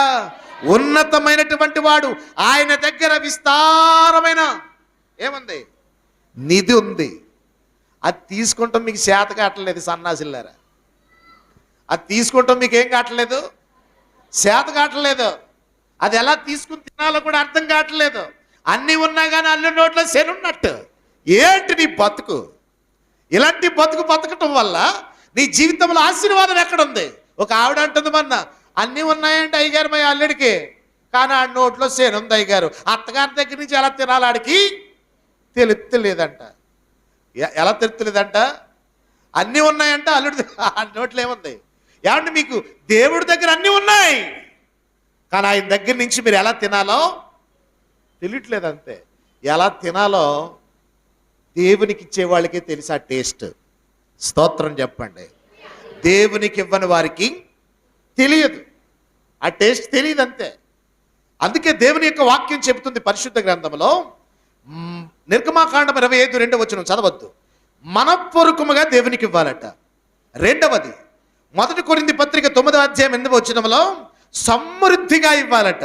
మత్తయి సువార్త 5:23 సమాధానముతో, దేవునితో సమాధానపడి, అయ్యా ఎంతవరకు ఏదో జరిగిపోయింది ప్రభువా నన్ను క్షమించమని దేవునికి ఇవ్వాలి. నాలుగవది మత్తయి సువార్త 6:1-4 మీరు ఇచ్చేది ఏదైనా కానీ పబ్లిక్గా ఇస్తున్నానో అని అనకుండా రహస్యంగా దేవునికి ఇవ్వాలట. 2 కొరింథీ పత్రిక 9:7 మీరు ఇచ్చేది మీరు వెనక్కి లాక్కుంటా ఏడుతా ఇవ్వకూడదట, సంతోషముగా ఇవ్వాలట. ఎప్పుడైతే మీరు అలాగని ఇస్తారో అప్పుడు మీరు నన్ను శోధించండి, మీరు నన్ను శోధించండి. ఏం చేయాలి అప్పుడు? మీరు శోధించండి. ఒకసారి మీరు ఏటీఎంకి వెళ్ళి ఏటీఎం కార్డు అందులో పెట్టి ఒకసారి కొట్టిన తర్వాత రాకపోతే మళ్ళీ పెడతారు, రెండోసారి మళ్ళీ కొడతారు, రెండోసారి మళ్ళీ కొడతారు. మీరు కొడతా ఉంటుంటే పిన్ నెంబర్ తేడా చేస్తున్నారు అనుకో, మళ్ళీ పిన్ నెంబర్ కరెక్ట్గా కొట్టే వరకు కూడా ఏటీఎంలోంచి డబ్బులు అందులో ఉన్నాయో లేదో మీకు తెలుసు కాబట్టి మీ డబ్బులు మీరు తీసుకునటానికి ఎన్నిసార్లైనా కానీ ఏటీఎంను గెలుగుతూనే ఉంటారు, ఏటీఎంను శోధిస్తూనే ఉంటారు, ఏటీఎంలో కార్డు పెడతానే ఉంటారు. అంటే అందులో ఎవరి డబ్బులు ఉన్నాయి చెప్పా? నీయే ఉన్నాయి. నీ డబ్బులు కాకుండా ఇంకోటి కార్డు ఎట్టుకెళ్ళి పెట్టి లోపలెట్టి తీసి లోపలెట్టి తీస్తుంటే ఈ లోపల సిగ్నల్ వచ్చేది, పోలీసు వాళ్ళు వచ్చి తీసిపోతారు అంతే కదా. అందుకే నీ సొమ్ములు ఎక్కడున్నాయో అక్కడే ఎత్తుక్కోవాలి. చప్పట్లు కొట్టు, హల్లెలూయా. నీ సొమ్ములు ఎక్కడున్నాయో అక్కడే ఎత్తుక్కోవాలి. నువ్వెక్కడ పడిపోయావో అక్కడే ఎత్తుక్కోనిలే. దేవుని సంఘానికి వచ్చి వెళ్ళిపోవటం కాదు నా బంగారం. మీరు చిన్ని కొట్లే పెట్టుకుని వ్యాపారం చేస్తున్నారు, చిన్న ఆయుర్వేదపు మందులు అమ్ముకుని బతుకుతున్నారు, చిన్ని ఏయో వస్తువులు అమ్ముకుని మీరు బ్రతుకుతున్నారు. నిరుపేదలైనటువంటి మీరిచ్చేటటువంటి ఆనాడు నిరుపేద విధవరాలైనటువంటి కానుక ఎంత అద్భుతముగా ఆమె ఏమి ఆశించి నాకేమిస్తావు ప్రభువా అని ఆమెకున్నదంతా ఇవ్వలేదండి. ఆమెకున్నదంతా ఇచ్చింది ఏమంటే ఆయన ఏదో ఇస్తాడని ఇవ్వలేదు, దేవుణ్ణి గొప్పగా గణపరిచింది అంతే. స్తోత్రం. దేవుణ్ణి గణపరిస్తే దేవుడు నన్ను గణపరుస్తాడు, దేవుణ్ణి మహిమపరిస్తే దేవుడు నన్ను మహిమపరుస్తాడు, నేను ఇస్తే దేవుడు నాకు ఇస్తాడు. ఇదండి ఆమె విశ్వాసం. అంతేగాని నాకున్నదంతా ఆయనకి ఇచ్చేస్తే ఆయనకున్నదంతా మొత్తం ఊరంతా రాజగోపాలం కొత్తూరు, ఆర్పీపట్నం, మొత్తం ఆ ఊరు, పెద్దాపురం, సామలకోట, ఇదన్నీ ఇన్ని ఊళ్ళు నాకే ఇచ్చేస్తాడని ఇవ్వలేదు ఆవిడ. ఏమి ఆశించి మాత్రం ఆవిడ ఇవ్వలేదు, దేవుణ్ణి ఘనపరిచింది అంతే. ఆమెకు ఏమి ఇవ్వాలో, ఎంత ఘనత ఇవ్వాలో దేవుడు ధనవంతులను అక్కడ ఘనపరచలేదు. కానీ ఈనురాలు, బేదరాలు, విధవరాలు, ఎందుకు పనికిరానటువంటి వ్యక్తిగా సమాజానికి హీనంగా కనబడుతున్నటువంటి ఆమెను పిలిచి వెంటనే అందరి ముందు, ధనవంతుల ముందు ఈమెనే ఘనపరిచాడు యేసయ్య. చప్పట్లు కొడుతూ స్తోత్రం చెబుదాం. హల్లెలూయా, హల్లెలూయా. ధనవంతులకు లేనటువంటి ఘనత, ధనవంతులకు లేనటువంటి అర్హత, మేడలు మిద్దెలు కలిగిన వారికి లేనటి భాగ్యం, బీదలైన వారు మీరు ధన్యులు, బీదలైన వారు మీరు ధన్యులు. ధనవంతుడు పరలోకములో చేరుట కంటే, ధనవంతుడు పరలోకములో చేరటం ఏమవునట్టు? సాధ్యమే కదా? సాధ్యం కాదు. కానీ ఏది సాధ్యం? ఒంటె సూదె బెజ్జములో దూరటం సులువేనంట. కానీ ధనవంతుడు మాత్రం పరలోకానికి చేరటం సాధ్యం కాదు. కానీ బీదలైన మీరు ధన్యులు, పరలోక రాజ్యం మీదే అన్నాడు. అంటే బీదవాళ్ళు ఎవరైనా కానీ దేవునికి భయపడతారు, ధనవంతులకు భయం ఉండదు. మీరు అబ్రహాము కుడి పార్శ్వమున కూర్చుంటారు రా తల్లి, అమ్మ లూదియమ్మ, అబ్రహాము కుడి పార్శ్వమున కూర్చుంటారు. వాళ్ళు ఎక్కడుంటారు తెలుసా? నరకములో కాలిపోతారు. ఇక్కడ మీకు ఉన్నా లేకపోయినా దేవుడు మీకు ఇచ్చిన ప్రతి దానిలో నమ్మకముగా దేవునికి ఇచ్చారు. మీరే ధనవంతులు. స్తోత్రం. మీరు ఒకవేళ మీరు బీదవాళ్ళమని అనొద్దు. ధనవంతులు మీరే దేవుని దృష్టిలో, ధనవంతులు మీరే దేవుని దృష్టిలో. అందుకే దేవుని యొక్క వాక్యం చెబుతుంది పరిశుద్ధ గ్రంథములో, మీరు చదివిన వాక్యములోనే అనేకమైన సందర్భాల్లో దేవుని వాక్యం పదే వారు మీకు చెప్పింది. మీరు ఈనాటికైనా ఈ రోజుకైనా ఎద్దుల బలము చేత విస్తారమైన వచ్చుబడి మీకు వస్తుంది. సేవకులను ప్రోత్సహించండి, సేవకులను ఎంకరేజ్ చేయండి, మీ సేవకులతో చేతులు కలపండి, మీ సేవకులతో కలిసి ఉండండి. మీ సేవకులను ప్రోత్సహించి వారు బలము చేత, వారి ఆత్మీయ శక్తి, ఆత్మీయ ఆహారము చేత, వారు అందించుచున్నటువంటి ఆత్మీయ సందేశాల ద్వారా, వారి ప్రార్థనల ద్వారా, వారి దీవెనల చేత మీరు దీవించబడండి. చిన్న ప్రార్థన చేద్దాం. ప్రభువా, మేము వెనకబడిపోతూ ఉన్నాం, మేము కృంగిపోతా ఉన్నాం. మా బలము నీవే, మా ధనము నీవే, మా ఆయుస్సు నీవే, మా ఐశ్వర్యము నీవే. నీకంటే ఇంకెవరున్నారయ్యా? నీకంటే మాకెవరున్నారయ్యా? మాకెవ్వరు లేరయ్యా. దీనులము, అల్పులమయ్యా, అల్పులమయ్యా. నమ్మకముగా మీరు ఎంత బాగా బతుకుతున్నారేడు. మీ నమ్మకాన్ని బట్టి దేవుడు మిమ్మల్ని ఆశీర్వదించబోతున్నాడు. మీరు ఒక్కరే కాదు, నీవు, నీ ఇంటి వారందరూ దేవుని ఆరాధన చేయాలి. ప్రభు నీకు ఇచ్చిన అవకాశాన్ని బట్టి, ప్రభు నిన్ను బలపరిచిన విధానమును బట్టి ప్రభుతో చెప్పండి. ప్రార్థన చేయాలందరూ కూడా, ప్రార్థన చేయాలందరూ కూడా. ఒకవేళ మీరు ఎక్కడ ఉన్నారో అర్థం చేసుకునండి. మీ బ్రతుకులో దేవుని యొక్క వాక్యానికి మీరు ఎక్కడ చోటి ఇవ్వకుండా ఒకవేళ మీరు బ్రతుకుతున్నారేమో, ఈరోజు మీ సేవకులను మీరు వెంబడించండి. సేవకులను వెంబడించండి, వారి విశ్వాస ఫలాలను పొందండి, వారికి లోబడండి,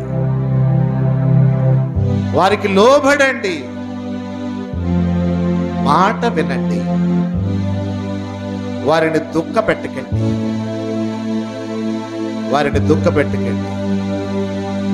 దేవుడు మీకు ఇచ్చినటువంటి సమయాన్ని మీరు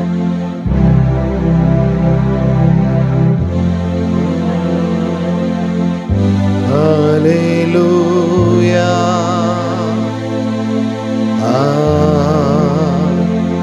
హల్లెలూయా,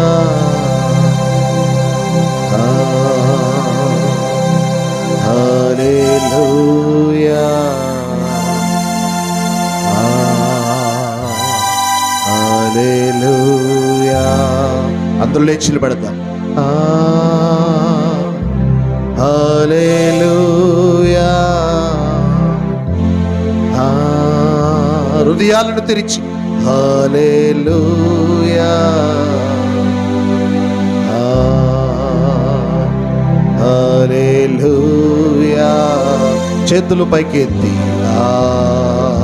రెండు చేతులు ఆకాశమందున్న ఆసీనుడైన దేవుని వైపు చేతులు ఎత్తి హల్లెలూయా,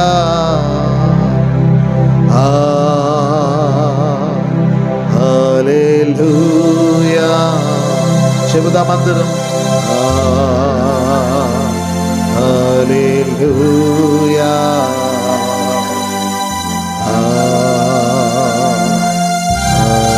హల్లెలూయా. పరిశుద్ధాత్మా నీకే స్తోత్రం, పరిశుద్ధాత్మా నీకే స్తోత్రం, పరిశుద్ధాత్మా నీకే స్తోత్రం, పరిశుద్ధాత్మా నీకే స్తోత్రం. అందరూ హల్లెలూయా. మీ విలువైన స్వరములు దేవుని వైపు చాపుతూ, ఎద్దులు బలము చేత మాకు వచ్చును, బలమైనటువంటి పరిచర్య జరగాలి ప్రభువా. మా సంఘములో బలమైన అభిషేకము మా మీదకి దిగండి ప్రభువా. మీరు మాకు అప్పగించిన మా సేవకులను మీరు బలపరచండి యేసయ్యా. హల్లెలూయా,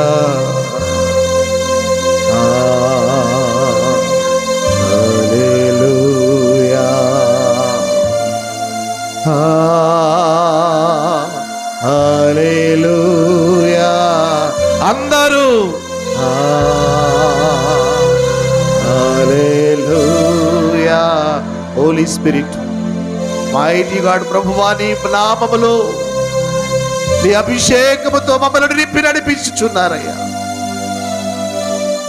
ప్రయాసపడుతున్న నీ దాసులను మేము దుఃఖపరుస్తున్నామేమో, ప్రయాసతో పని చేస్తున్నటువంటి నీ దాసులకు మాటకు లోబడకుండా ఒకవేళ బ్రతుకుతున్నారేమో, దేవుని మాటకు లోబడండి. విత్తనములు మంచి నేలను పడిన విత్తనాలు వలె ఫలించండి. సారవంతమైనటువంటి పంటను పండాలి.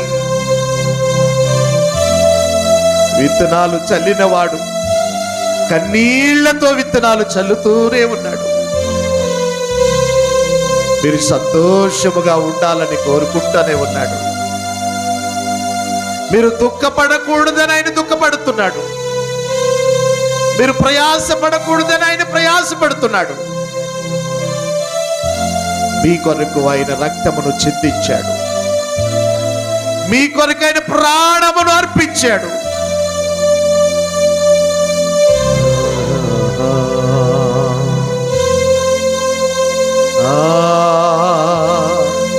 హల్లెలూయా.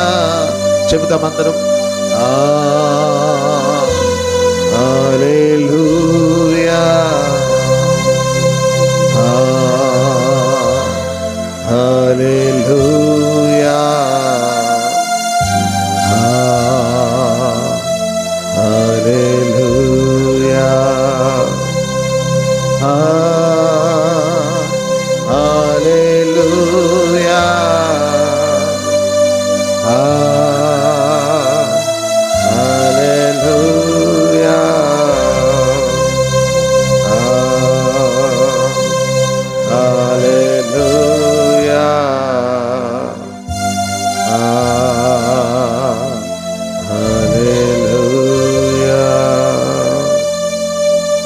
ప్రభువా నీ వందనాలు చెల్లిస్తూ ఉన్నాను.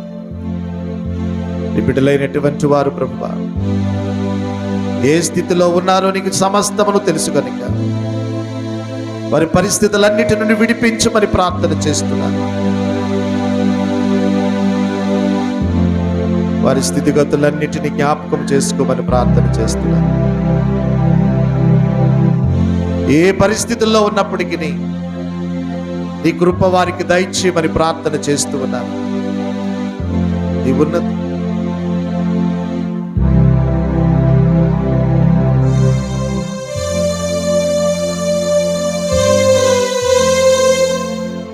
తండ్రి, నీ బిడ్డలైనటువంటి వారు ఎవరైతే ఈ పరిస్థితుల్లో ఎలాంటి స్థితిలో ఉన్నప్పటికీ అద్భుతమైన కృప నీకు దయచేయమని ప్రార్థన చేస్తున్నాను. ఇప్పుడు వచ్చిన వారందరిపై నీ ఆత్మశక్తి నుంచి నీ వాక్యపు వెలుగులో నీ దైవజనుల మాటకు లోబడుతూ ముందుకు సాగిపోవటానికి నీ అభిషేకము దయచేయండి. ఈ ఆన్లైన్లో చూస్తున్నటువంటి ఒక సోదరుడు వైరల్ ఫీవర్తో భయంకరమైన బలహీనతతో పడి ఉన్న అపాయములో ఉన్నానని కృపానందం అనే నీ సోదరుడు ఆ బిడ్డకు ఈ క్షణములోని మీరు స్వస్థత కలుగునుగాక, అద్భుతం జరుగునుగాక. లైవ్ లో చూస్తున్న బిడ్డలు అనేకులు మరి ప్రార్థన రిక్వెస్ట్లు కోరుతూ ఉన్నారు. వారందరి జీవితాలు అద్భుతాలు దయచేయండి. విడుదలను ప్రకటిస్తూ ఉన్నాను. నిదాసులు ప్రభువా సత్యకుమారి గారిని, సుధాకర్ గారిని, అమ్మగారిని, వీరి యొక్క సంఘ పరిచర్యలను నానాటికి వృద్ధి అవుగునుగాక, ఫలింపు అవునుగాక. ప్రతి విధమైన శిఖర శక్తులన్నిటిని విడిపించి సంఘములో సమాధానం, బలమైనటువంటి సంఘముగా ఈ సంఘమును తీర్చిదిద్ది ఈ చుట్టుపక్కల ప్రజలు అనేక తండోపతండాలుగా ఈ సంఘములో చేర్చబడునుగాక. అగ్ని చేత పరిశుద్ధాత్మ చేత నింపబడిన సంఘముగా నీ అభిషేకముతో కట్టబడునుగాక. భారమైన నీ పరిచర్యను ఆశీర్వదించి దీవించమని నీ సేవకుడిగా ఈ పనిలో నేను కూడా కొద్ది సమయం పాల్గొనటానికి నాకు ఇచ్చిన సమయాన్ని బట్టి ప్రతి ఒక్కరిని ఆశీర్వదించమని యేసు నామమున అడుగుచున్నాను తండ్రి. ఆమేన్, ఆమేన్. ఆయన ప్రసన్నతలో కూర్చుందామండి.